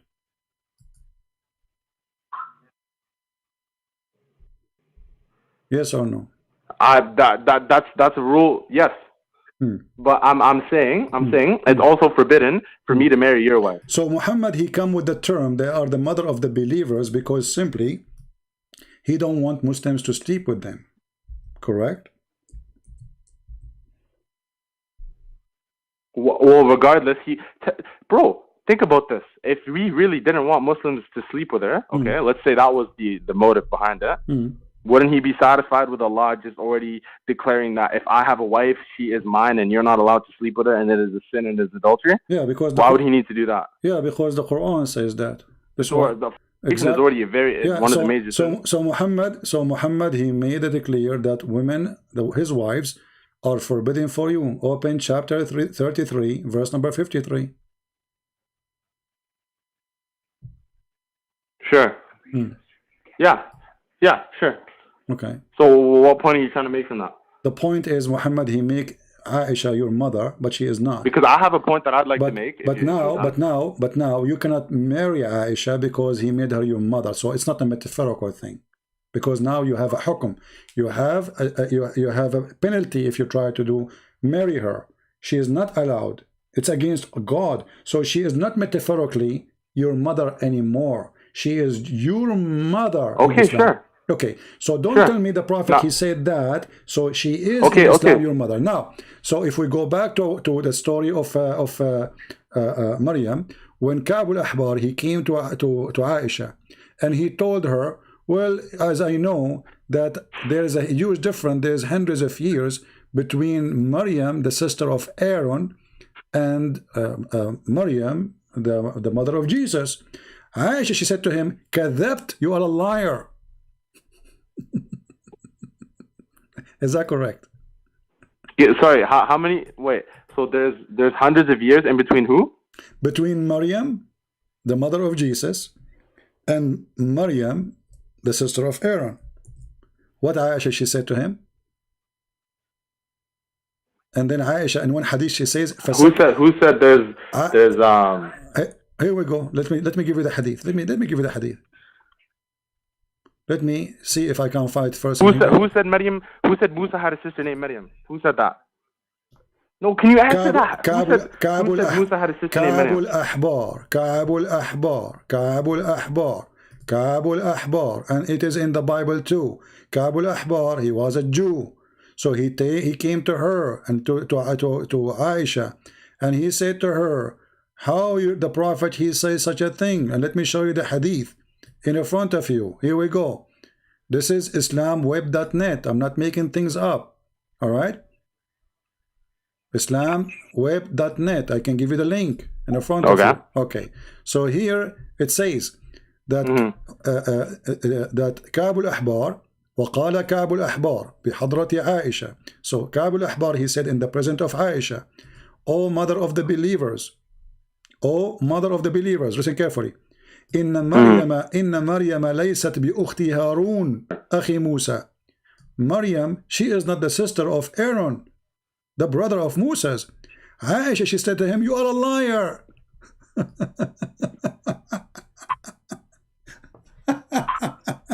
So why Aisha, she said you are a liar? Okay. Because this is what Muhammad meant. So when Muhammad, you know what's funny? So what it's funny, the only when Muhammad came back home, Aisha, she told him, you know, and he said, oh, you know, I don't mean that. So you see here, they got him busted in his time. So this is what Muhammad meant. This is what Aisha understood. This is what the Muslim understood. They thought this is what he said because this is what it meant. So Aisha. Let me say something. The only verse you have to say that Maryam is the sister of Harun is when Allah calls him and says, "Ya ukht Harun." Yes or no? There's no ayah that specifically says Maryam is the sister, the blood sister of Harun. He just calls her by Ya ukht Harun. Yes or no? No, we have Imran. We have Imran. Yes or no? Because that's the ayah. I know the ayah you're talking about. No, the ayah is saying she is. That's what it is. That's what it is. No, just answer that. You make us answer questions. You make us answer questions and you don't answer our questions. You. The father of Mary is Imran. Yeah, you answer the question with another question. No, I'm not answering with a question. You said it's only one verse. I said no. What? I said no. Imran is the father of Mary in the Quran, but so Imran is the father of Moses. It's two different guys with the same name. How do you not understand that? Okay, hold on. First of all, where you we can go through the lineage right now. Where in the Quran it says there's two different guys that have the same name? Show me. Where in the Quran does it say you? No. Instead of us proving it to you, you have to prove Here we go. It says you are the sister of Aaron and your father. I'll tell you what. Hold on. The proof is what is the connection between? Can you prove to me that Imran? What is the connection? What is the connection? Huh? What is the what? What? Is Imran the son of Sulaiman? Let me just finish. What? Because who's is Imran the son of Sulaiman? Who is Sulaiman? Maryam's Imran. What? Where do you get this name from? No, Musa's Imran. It's the same one, right? Okay, where do you get this name from? Where do you get this name from? What do you mean? Where did I get the name Imran? Sulaiman, Solomon. You said Solomon. Who is Sulaiman? You speak Arabic, no? Who is Solomon? Sulaiman. Yeah, Solomon. What Sulaiman have to do with Imran now? Do you know who that is? No, I do not know. Tell me, what Sulaiman have to do with Imran? Well, because from the line. From the line, Isa came down from Sulaiman. Yes or no? Look at the tree. What this? No, Isa is not from anyone. Isa, he said Jesus. We don't. First of all, we don't have Isa. Even your prophet, he didn't even quote the name. But he's the son of Mary. No, he's not. We don't have Isa, the son of Mary. Your prophet, he think, son of Mary, right? think about a guy, his name is Isa, he is the son of Maryam, and Maryam is the sister of Aaron, and this additional proof that Muhammad is a false prophet. So he messed up the whole family. He don't know what he's talking about. Dude, please. I need to tie this up right now. My bad. Okay, brother. This is what's gonna tie it up. This is gonna tie it up. Okay. You're saying Imran is the same Imran that was the son, that was the father of Musa, was the father of Maryam, right? Yeah, this is what the hadith is saying too. Right? That's what you're saying. This is what your hadith is saying. Okay. This is what Aisha saying. So, first of all, I already said the reason why it's the sisterhood and the brotherhood is for the religion. Okay. The reason the proof we have, the proof we have that it's two different people is just life, like just lifespans. It doesn't add up. So exactly. Okay. So in order to people living 500 years ago, yeah, right. In order to cover up. So no, check this. What you have to do. No, check this. Let me finish. What you have to do is you have to give us a way that Imran is. You have to explain how it's the same guy and they lived from the time of Maryam to the time. This is what the verse saying. How does that make sense? This is what the verse saying. The verse saying that Mary have a father. His name is Imran, and there's no. What verse? Don't just say the verse. If you're gonna say the verse, you gotta say the verse. Chapter 3. All the chapter saying that the name of the chapter is Imran. Come on. So the chapter is called Al Imran, and what does it say? So who is the family? Who is the family? Harun, right? Yes, and then it says that Aaron, the sister of Aaron. No, the family of Imran is Maryam. Okay. Is Maryam, and that lineage is going down. In the verse 28, it's mentioned the sister and the brother and the father. Who is the sister? Mary. Who is the brother? Aaron. Who is the father? Imran. Read it. Chapter 19, verse 28. And I already explained to you the brotherhood and the sisterhood in Islam. Okay, listen. So why are we still on that point? Why the Christians will change the name of the father of Mary when their book written 600 years before Muhammad? Why they want to change the father of Mary? Do the Christian knew that Muhammad? They didn't. What is it in the Bible? I just told you. What's the name in the Bible? Haley. You know? It's Haley. It's Haley? Okay, well, in Islam, it's look right here. Haley, yeah. Son of Hezekiah, son of Suleiman. Okay. Okay, and then you have Imran, son of Kohat, son of Levi, son of Yaqub. So what have to do? How Imran end to be the father of Mary?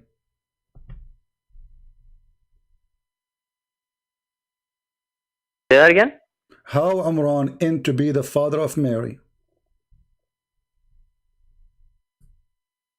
So you're saying Imran and Haley are not the same person?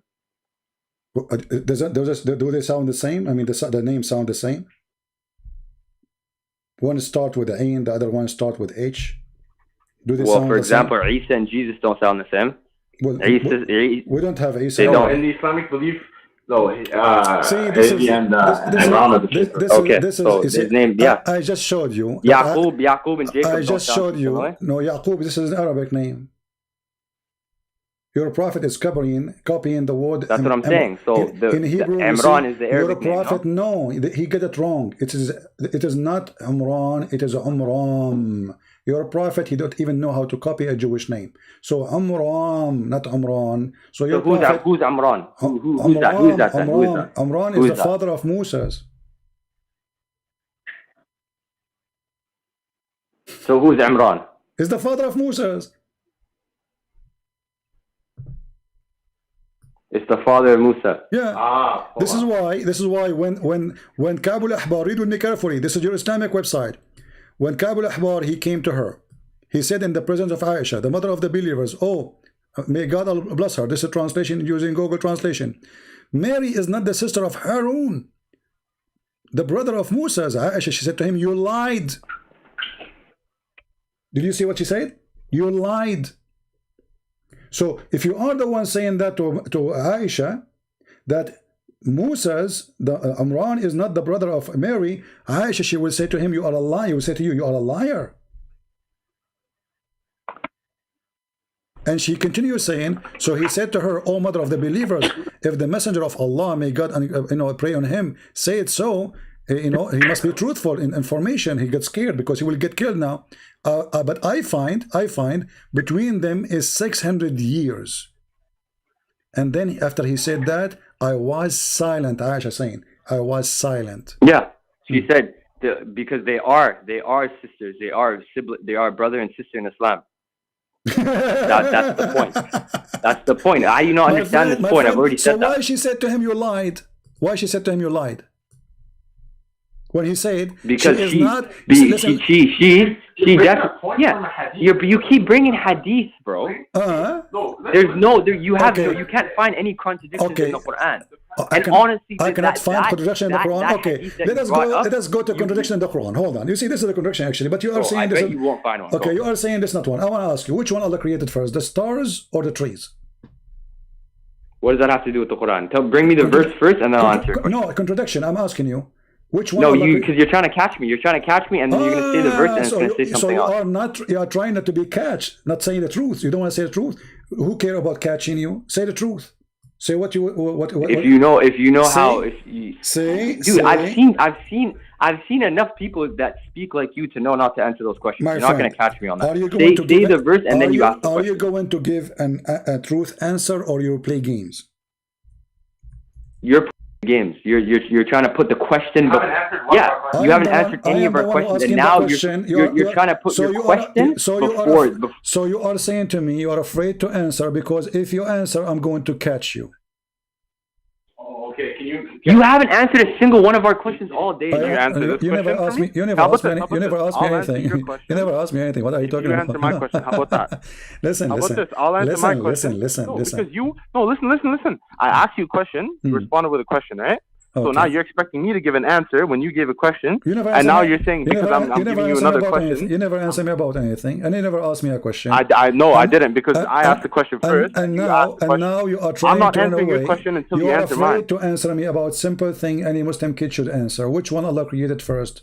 The earth? He finished the earth first, or he finished the sky? Don't change the subject. I'm not. Why are you changing the subject? You are the one who said. See, this is the thing. You're making some very weak points, and your points are not being. I don't think you understand. You're not fooling anybody. Show me a contradiction. You are the one because you're not answering anything. You just said, "Show me a contradiction." I showed you about Mary. You refuse it. No problem. I'm now asking you a simple one. Which one Allah? No. The Mary point, I give you a perfectly valid point against it. So and you answered that with another question. Point? So Aisha is a liar? She said you lied. Answer the question. Answer the question, bro. Dude, I showed you what Aisha answer my question first. You said I showed you what Aisha she said. You said to me, I don't go by the hadith. You said to me you don't go by the hadith. Here's the issue. I have the tree. I have the family tree that has everything down to the detail. Okay. And it shows two different Imrans. Go ahead. No, show me what is the Imran, different Imran. Go ahead. Look, there's Heli and there's Imran. Where is what tree you are reading from? Huh? What tree you are reading from? I am reading from where is this? Islamic Showcase. Okay, where did they get this from?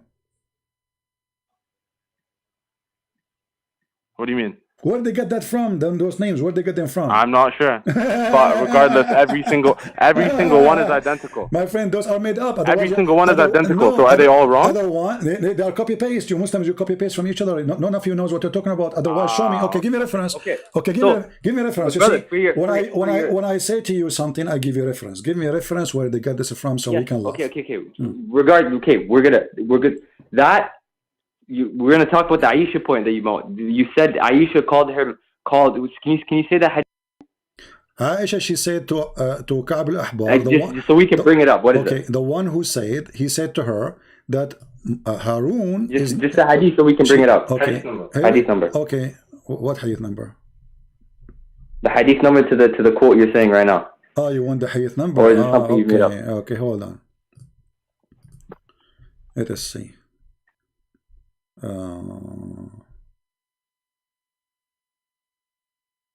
Give me a second. You were reading it 2 seconds ago, right? Yeah, no, let's bring it up now. Take it easy. Yeah, you will see it in a second. Are you excited to see the hadith? So how come you did not read it when I gave it to you first time, and now you are suddenly you wanna? Oh no, just bring it up. Just bring it up now. Okay, here we go. Here we go, brother. Take the link. I will just bring it up. Okay, brother, take the link. I will give you the link. Here we go. Open it. Or we No, give you the link. I give you the link. Or we can move on and just we don't move. We will stick with it. Go ahead. I will not even let you move anywhere. Go ahead. Okay, where is it? Did you send it? I sent it, yes. Check on the... I need the number, that's all. Oh no, yeah. This is the... This is hadith number. This is Tafsir al-Qurtubi. Listen. Let us talk like adults. Stop acting like kids, jumping from place to place. Tafsir al-Qurtubi. Loki just got out of high school. Tafsir al-Qurtubi. We're getting volume number. I'm sorry, but if you want to talk about jumping from place to place, number one, you asked me. You are the one who asked me to go back here. Let us not to change it. Let us not to change it. Then you started talking about. Let us not to change it. Let us not to change it. Hold on. You said to me, give me the hadith. I just gave it to you. I want you to read it. Tafsir al-Qurtubi. Give me the number. Volume number 11, page number 27. Hadith volume. No, what's the name of the book? Tafsir al-Qurtubi, the interpretation of al-Qurtubi, volume number 11, page number 27, and I gave you the link. Don't get mad now. We're just asking. Yeah. So, go down. You will see here says قوله تعالى يا أخت هارون. Okay, let's Qurtubi is a 13th century work. Now, if you bring me something from, for example, the 7th century, from the... Why are you laughing? But this hadith is not from the 13th century. This is from the time of Muhammad. This is Aisha talking there. What's wrong with you? but when was the hadith? Go on, just go. I'm losing my voice. A bunch of kids. Yeah, this is from the 7th century. Al-Qurtubi from the 7th century. 17th century. Who cares about Al-Qurtubi? You asked me for reference, I give you the reference. Isn't it obvious? Muhammad, he do not know the name of the father of Mary. He think this is Umran. Isn't it? What kind of a prophet he is? How silly. And yes, I agree. A person can have two names. The same person can have two names, no problem. Jesus the Christ. Okay. But here he is making her the daughter of Umran. Literally, the wife of Umran, she said, I'm going to designate my baby. The wife of Umran. This is not metaphorical no more. Amram is the father of Moses. So when this man, the Jew, who is a rabbi, he came to Muhammad's wife Aisha and he said to her, well, you know what, Aaron, Mary, the mother of Jesus, is not the sister of Aaron.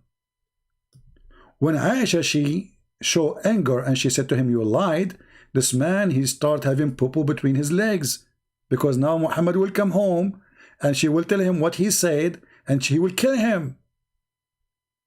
So he said to her, you know what, if the messenger, he says so, he is telling the truth for sure, you know, but otherwise I will find between them more than 600 years. And then Aisha, she said, he said that and I was silent. She didn't know what to say.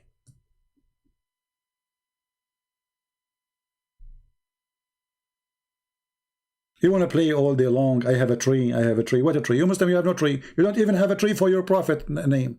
I just asked you, where in the Quran says who's Muhammad? The most documented man, as you claim.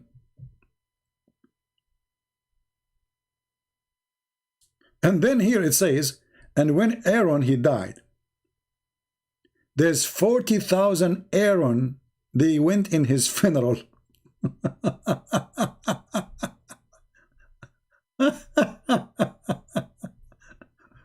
Read carefully. And it was said Aaron, he was a righteous man. At that time, in his funeral, and the day of the funeral, there is 40,000, all of them, they were named Aaron.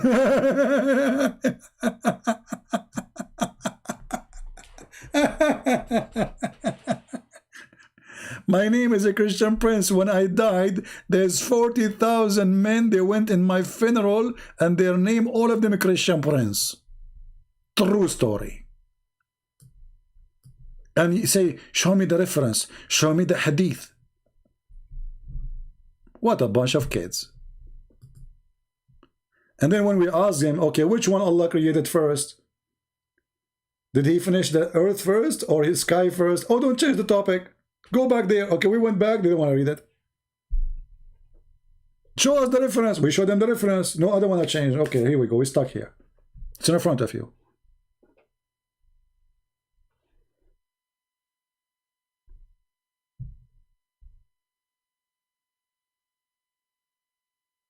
Muhammad, after he got busted, he had to give his own explanation. He said, oh, they used to call them by their ancestor, but Aaron is not from the ancestor of Mary.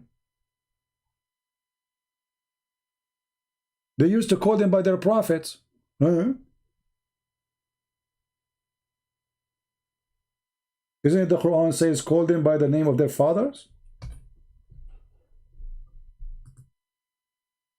The Quran forbid Muslims to call anyone except by the name of their father. It's forbidden.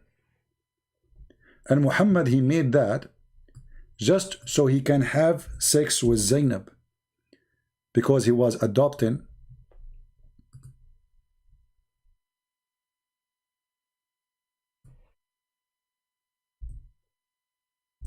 Zayd.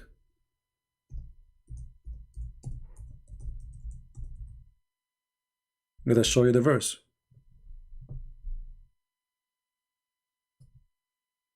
You call them only by the names of their fathers. This is why the verse mentioned that she is a sister of Aaron, and her father was a good man.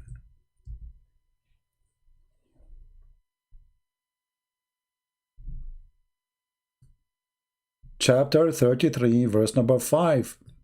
Call them the sons of their own father. You don't call anyone. This is why the Quran did not say Jesus, the brother of Moses. He said Jesus, the son of Mary, because Jesus have no father. Maryam, the daughter of Imran. That's what the Quran says.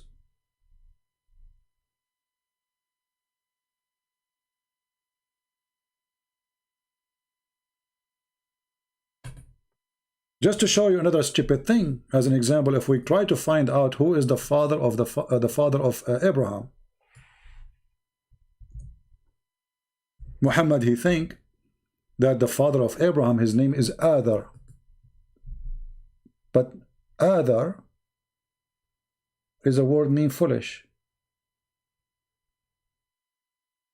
So Muhammad the fool, he copied what Abraham said to his father. He said to him, foolish, are you going to worship idols? Muhammad, he thought the word foolish is the name of Abraham's father.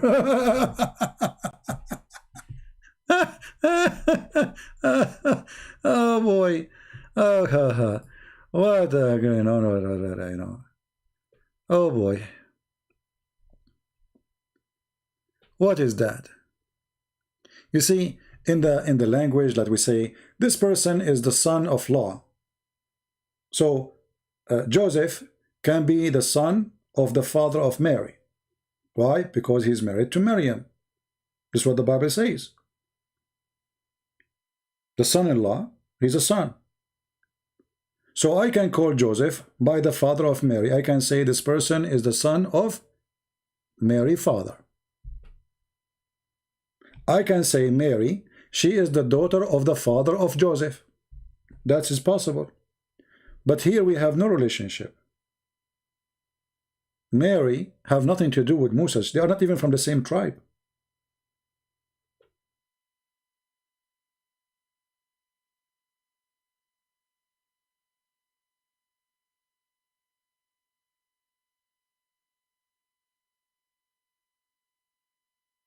So I can say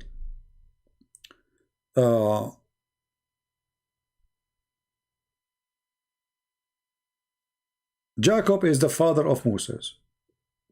And I can say, sorry, the father of Joseph. And I can say, Mary, the daughter of Jacob. I can say, Joseph is the son of Harry or Joachim. This is because there is marriage. And this is practiced now too. I mean, nothing changed. So when a Muhammadan, he come to us, try to find a solution for a stupid mistake in the Quran, it doesn't work. It is silly. And when we ask them, okay, forget about this, which one Allah created first? Which one Allah finished first, the earth or the sky? Any Muslim in the chat can tell us? Just to show you how they have no idea. They don't dare to say. Because the second they give you an answer, he said, oh, you want to trap me.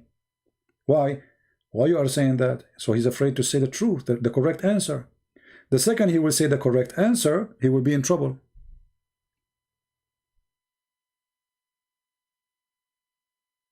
Do you see why he's afraid to answer, to give the correct answer? Which one is the correct answer? I cannot tell you the correct answer, because if I tell you the correct answer, then we have a problem.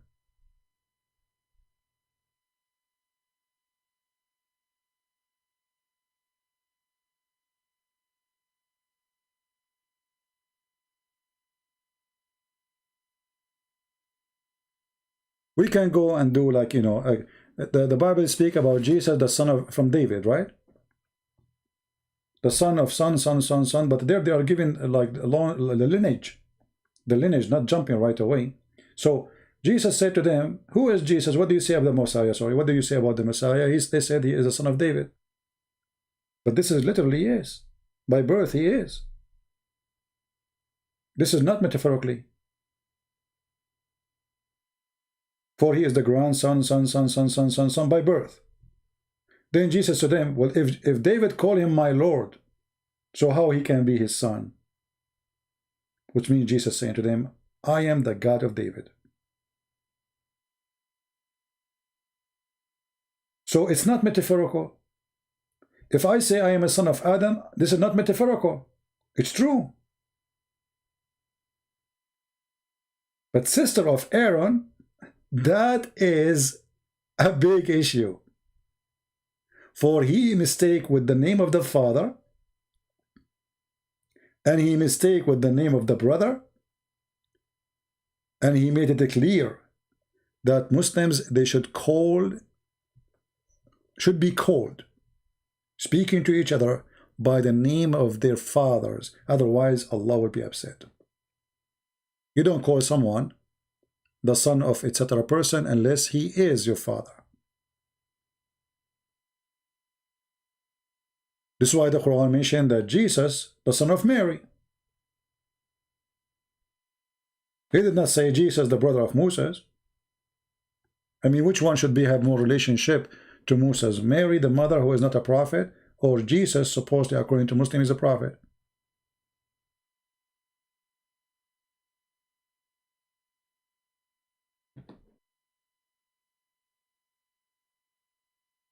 Poor people.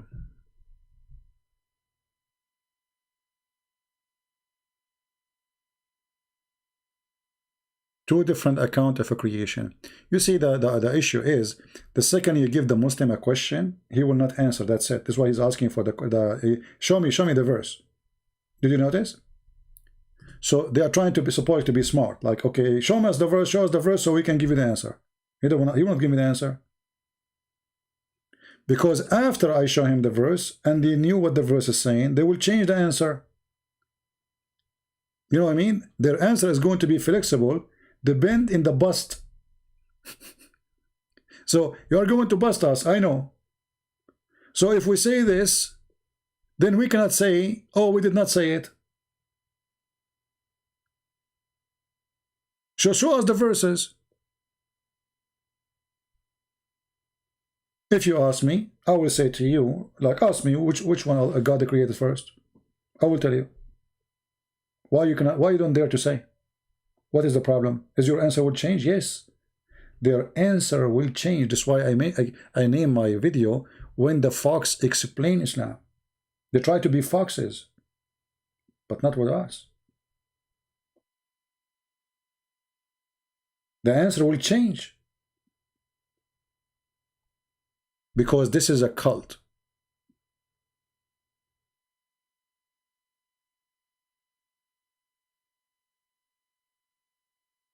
Well, all the names are wrong. Haman is the minister of the Pharaoh. And the Pharaoh is the one who built the Babylon Tower. You know what I mean? Thank you, Deborah. I apologize. I was not looking too much at the chat, and I don't know if you hear my stomach is making noise. I think I need to eat. This is the benefit of having four wives and 4 mother-in-law. If I have 4 wives now, I will have like 4 sandwiches, big ones. I mean, isn't it obvious? How in the world, why the Christian, they will change the name of the father of Mary? There's no reason. Why do they want to do that? A book written 600 years before Muhammad. Do they knew that Muhammad is going to be foolish? Muhammad, he heard that the Jews, they have a prophet, his name is Aaron, a prophet, his name is Moses, their sister, their name is Maryam. Uh-oh, this is Maryam, the mother of Jesus. You can hear it? What a scandal. Don't tell my friends, okay? Yeah. Actually, it's very cold, you know. It's a cold weather. There's a big storm is hitting USA. Hold on. He just said to me, call me again. And we are talking about storms, so maybe we should ask him about storms. Call back, he's saying call back.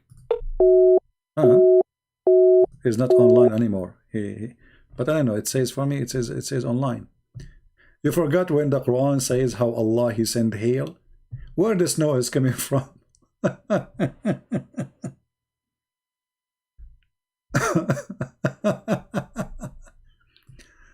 Where the snow is coming from?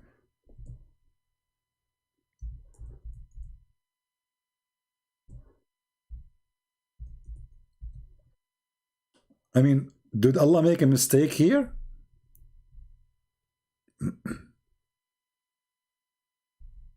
No way. Allah will not make a mistake. Allah for sure, he is talking about a true story. He sent down hail out of high mountains in heaven.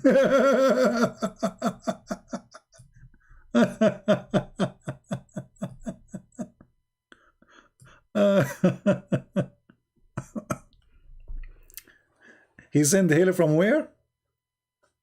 He sent down hail out of high up mountains in heaven.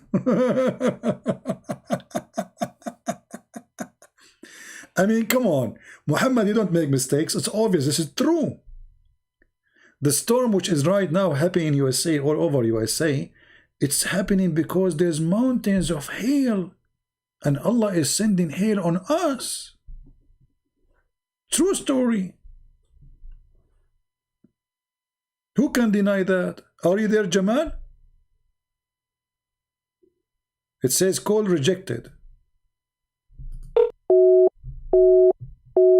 It says call rejected. I'm calling him, it says rejected.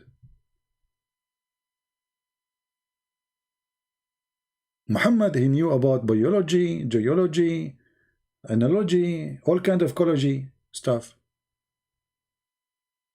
He's expert with eyeliner, lipstick, earthquake, mountains, valleys, honey, sperm.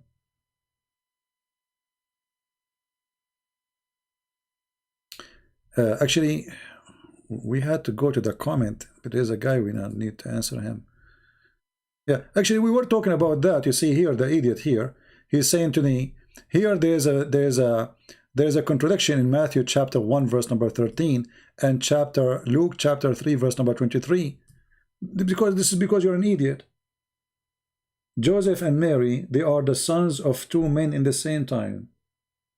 How is that? Joseph is the son of his father-in-law, and Mary, she is the daughter of her father-in-law. At the same time, both of them, they are the daughters and the sons of their real father. So you are a fool. But if you go in the Quran, we will find that the Muslims are confused about all the names. Muhammad or Ahmad. Abraham is the son of Azar. Mary is the daughter of Imran. Jesus became Isa. Mary is the sister of Aaron. Haman is the minister of Pharaoh. The Pharaoh is the one who built the Babylon. What do you want more? All the history is, you know, what about the Samaritan? He was exist in the time of Moses.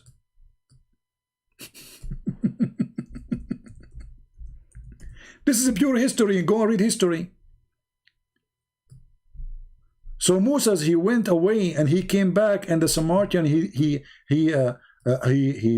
deceived his people.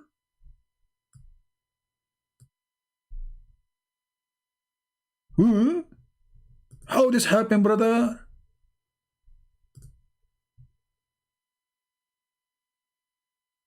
Look, they are not even translating the word summary. We want to show you translation in English, so you can get the word in English. Summary, they keep saying summary. Nobody is using the English term of it.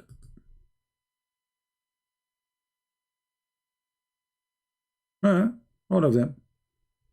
What's wrong with those people? Let us see. Arbery. The Samaritan, he misled the people of Moses. History. The historian Muhammad.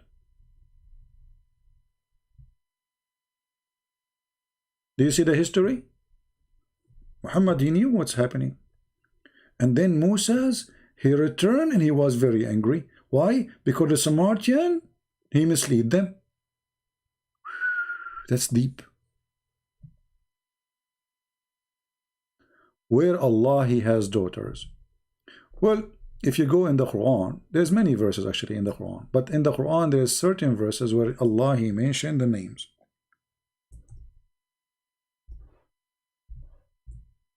If you remember, there's a book written by a guy, his name is Salman Rushdie. It's called the Satanic Verses. It was about those verses. That Muhammad, when he was reciting those verses, Satan, he put in his tongue, suppose according to Muslims, that you should worship and intercede with the daughters of Allah. So it says here, have you considered Allat and Al-Uzza and Manat the other? What? You have males, which mean male sons, and for him a females. This is unjust division. Allah is complaining about having female daughter. He like to have sons.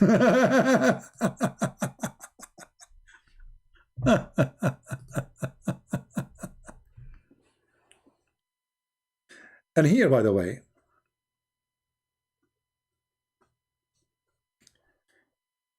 you see here they put El-Lat. It's El-Lat, not Illat. El-Lat. But it makes same actually, because in the old original language it is El-Lat, God Lat, God Uzza. And then the funny, the Muslims, they say Allah have no daughters. Then Muhammad, he come with a story that the Prophet, he sent one of his companions. We need to search for the expedition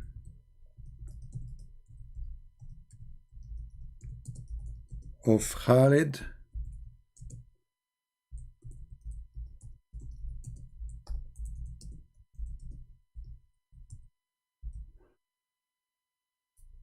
all right.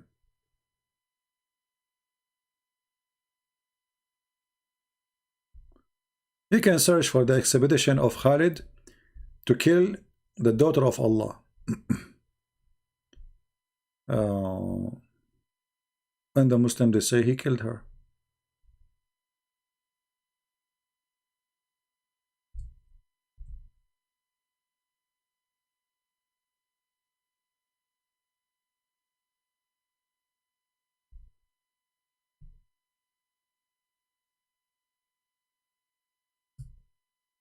Let us see if we can find the reference in English.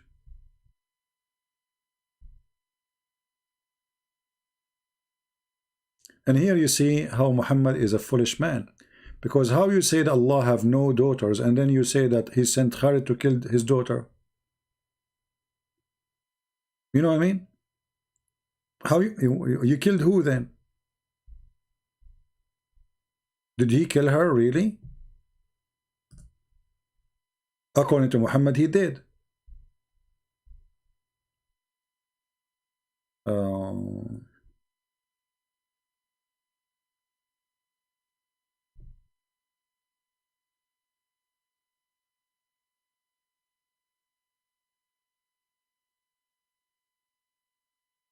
Okay, we found this website. Let us see.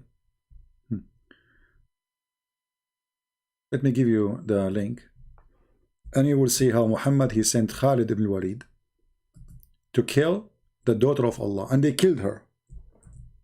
They killed her. They killed the daughter of Allah.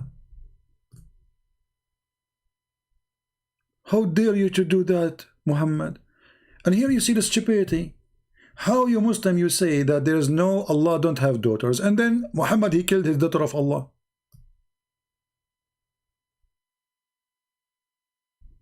When the Messenger of Allah conquered Mecca, he sent Khalid ibn Walid, etc., to the area of An-Nakhla, where the idol of Al-Uzza was located, on a trees of a forest. Khalid cut the trees and approached the house built around it and destroyed it. When he went back to the Prophet and informed him of the story, the Prophet said to him, "Go back and finish your mission." So Muhammad is genius. He did not kill her, for you have not finished it. Khalid, he went back.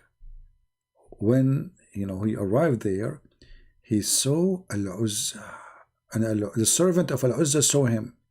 They started invoking by calling Al-Uzza, and when Khalid approached it, he found a naked woman whose hair was crazy and was throwing sand on her. So Khalid killed her with a sword. And then the Prophet, when he went back, the Prophet, he said to him, "Now you finish your mission." He did not, this website doesn't show the whole story. So Muhammad, he agreed that he killed Al-Uzza.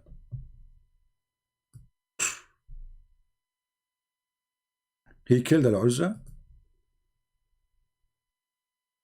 I thought Al-Uzza is a lie.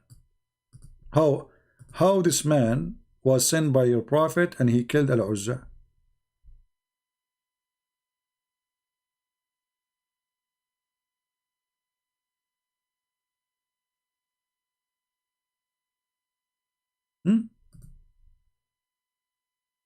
Is that one of your fiction story, Muhammadan?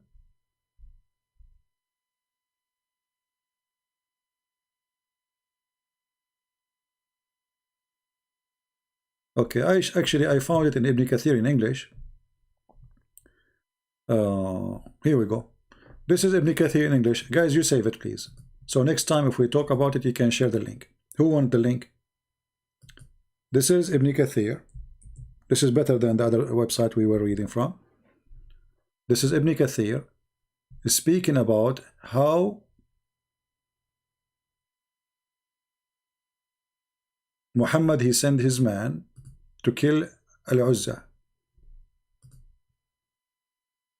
He said to him, "Go back, you did not finish your job yet." There's one thing I don't like about this website. They have their text. You cannot zoom in really in the text. The text is not too, I mean, for the not for me. For me, my eyes is very strong, but for you in the screen is if you're having a phone or etc. So here we go, the story in Ibn Kathir. And then Muhammad, he said to him, "This is the Uzza." That was Al-Uzza.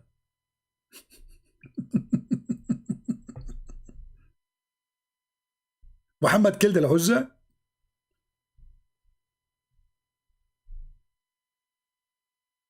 What a scam. Yeah, Muhammad, he can kill whatever he wants. I mean, come on.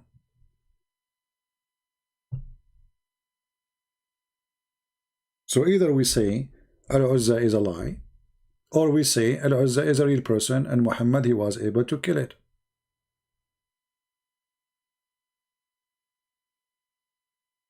So was it or wasn't not?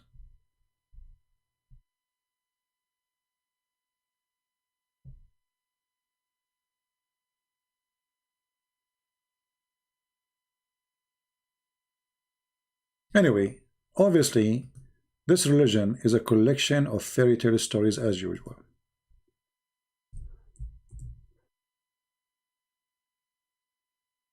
And Muhammad, he cannot survive his stories if you are a person who question them.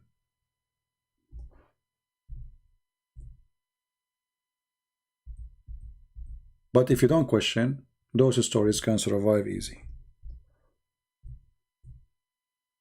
Sometimes I ask myself, like in the old days when those stories Muhammad, he used to provide them, and you know, how naive people they were, you know, I mean, to believe in such a story, you know, people were very naive.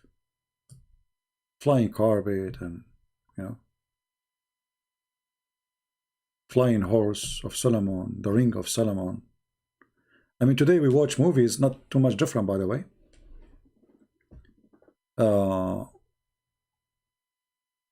Like you watch a Chinese movie, you know, like see people flying over the trees, but we know it's a fiction, you know, it's a, you know, but it's funny. People like to watch it. All right. You have one question? Okay, give me the question before we go, because almost we are done for today.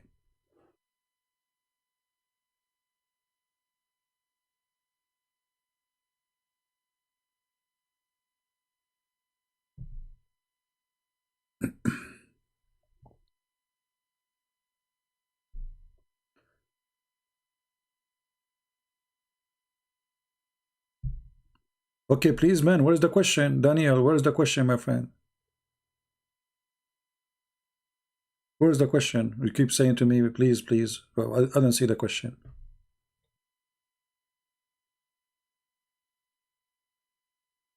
And Bahav, Daniel, where is the question?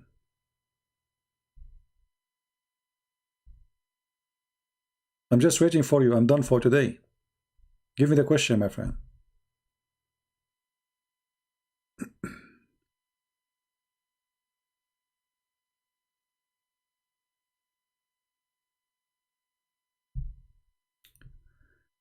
Okay, what do you think of Sheikh Jonathan Brown? Although I love Jesus so much, I don't know who is this, how his name is Jonathan Brown, and who is Brown. Who care about those names, my friend? See, try to be a smart person. Don't focus in the name of a person. As an example, who care about Christian Prince? Who care? I don't care. You know, those names mean nothing. Focus on the religion and the one who brought the religion to you. What do you think about this guy? Who is this guy? I never heard of him. What he do? And what about my business with him? If you want to debate me, let him call me and we will laugh. So don't be a silly person going after this person and that person. This is a behavior of a silly people. You see, we laugh at Zakir Naik because he is funny. He's stupid, you know. But we don't care really. Zakir Naik is not Islam. Christian Prince is not Christianity. When I speak about Islam, I focus on the head of the snake, Muhammad. Otherwise, I'm wasting my time. I'm not going to talk about Osama bin Laden. They can say to me, he don't present Islam. But if I speak about Muhammad, can they say to me, he don't present Islam? They cannot. So it's a bad mistake when some people, they go around, like, you know, I don't know, we are like sometime, you know, when the butterfly looking for a light, you know, there's a lamp, you know, somebody shine a little bit, but his shine can be fake. So don't waste your time. Don't debate a person about his personality. Debate the religion he defends. When I debate a Muslim, I'm not debating him, I'm debating Islam. I don't know I was talking to who. And who care? What we care for, that they cannot answer and Islam is a stupid cult. So actually the Muslim, they wish you are going to go and argue about sheikhs. They wish we change our topic forever and we never talk about Muhammad, we just talk about sheikhs. This guy and that guy. Sometimes we have to talk about what their videos they say just to get them busted, but they are not important. Because those are a bunch of kids, they can deny whatever they want. All those who go on YouTube, I did not see one of them is a man. When they debated this person, Mimi, they said to him, Allah have a body. He said, who said so? When the Quran, the Hadith, the Prophet says so, he denied it in a second. Why? Because he's a kid. So speaking with kids is a waste of time, but doesn't mean we will not spank them. We do. All right? Any other question?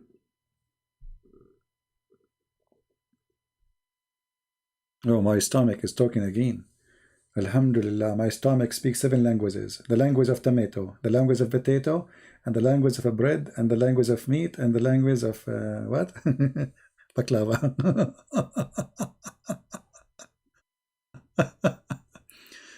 Thank you from Sarawakian. What is that? Sarawakian. What is Sarawak? I don't even know how to say it. Hold on, let me copy.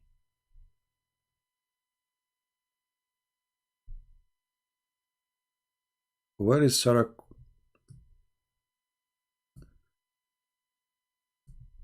You see, it doesn't matter how much you know about the word, still you know nothing.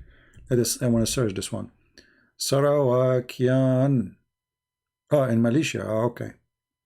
Sarawakian. You know what? Reading the Quran is easier, man. Can you talk to them to change the name? Like make us sorry. You know, like something easier. Yeah. Like this is remind me of Arabic names. You know, in the school in the Middle East, when the teacher comes first day, you have to stand up and say all your full name. So like each one of the students, his name is like a train. Muhammad, the son of Ali, the son of Ahmad, the son of Muhammad, the son of etc., the son of etc. This is the most boring day in the first day in the school, because the student have to stand up and say all the name. All right. So I want to say thank you guys for being here. I might be the most funny person on earth, no lie. Is that a part of the sentence, no lie? So now I should print this. Okay, hold on. I'm going to print this and I put it in the front of my page. You might be Christian Prince.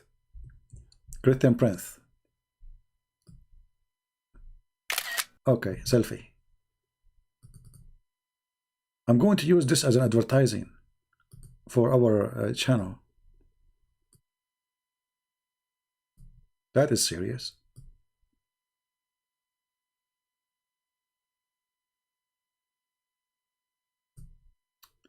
So Christian Prince, you might be the funniest guy on earth, no lie. I'm confused now. So are you saying to me not to lie, or you are saying to me you are the funniest guy in the earth? No, I'm not Thor. I'm going to read Tafsir ibn Kathir. And I hope the Muslims will agree with me to read the interpretation of this verse. Alhamdulillah, that's the Quran. It's confusing, and that makes sense that this is not the Quran. I think this verse was dropped from the Quran by the mistake, because it's confusing. You, Christian Prince, you might be, you might be, are you? This reminds me of Allah said, may Allah forgive you. Allah saying to Muhammad, may Allah forgive you. So who are you? So this is, I think this is Quran, because it's very confusing and it's not connected. Like you might be, but with me you are not really. Maybe so, like maybe you, maybe who, maybe bamboo. You know, like maybe. So like this is will join the book of maybe Quran. So maybe you are the funniest guy in the earth, no lie. The right part, it getting dizzy. I'm angry, and now there's no lie. I'm not sure what that means, so I will leave that mystery for you. You can think about it, and you can call an imam, and you will get an answer. Alhamdulillah. Thank you very much. Thank you, sister. Thank you, brother, for your share and for your coiffure. Thank you very much. And I like you very much. And I will pray to Allah to curse you. You know, because the curse of Allah will not make you to go to heaven, because in heaven you will be doing what? Boom, boom. And none of you like it. I know, the penalty. Spending 70 years having orgasm. 70 years orgasm. Oh boy. 70 years orgasm. I mean, can't you make it 69? You stuck with the number 70. Everything is 70 for you, Muhammad. Oh boy. Anyway, thank you very much. And this is your brother Christian Prince wa Lu. And praise be to Allah. He's the best knowing and the best unknowing. He's the most, you know, like humble, tumble, whatever, you know. Thank you, Lord. Yeah. Thank you very much. You know, and I'll talk to you later. And I understand nothing of what you are saying. And Alhamdulillah. And that's very perfect. Because we have, you know, Prophet, and, you know, I have no idea what I'm talking about. I think because my stomach is hungry, and the Prophet said, eat honey. So I'm going to eat honey, and honey is the food ready. God bless you all, and see you soon. Don't forget to download the video. We are going to delete all the videos previously, maybe today. Thank you.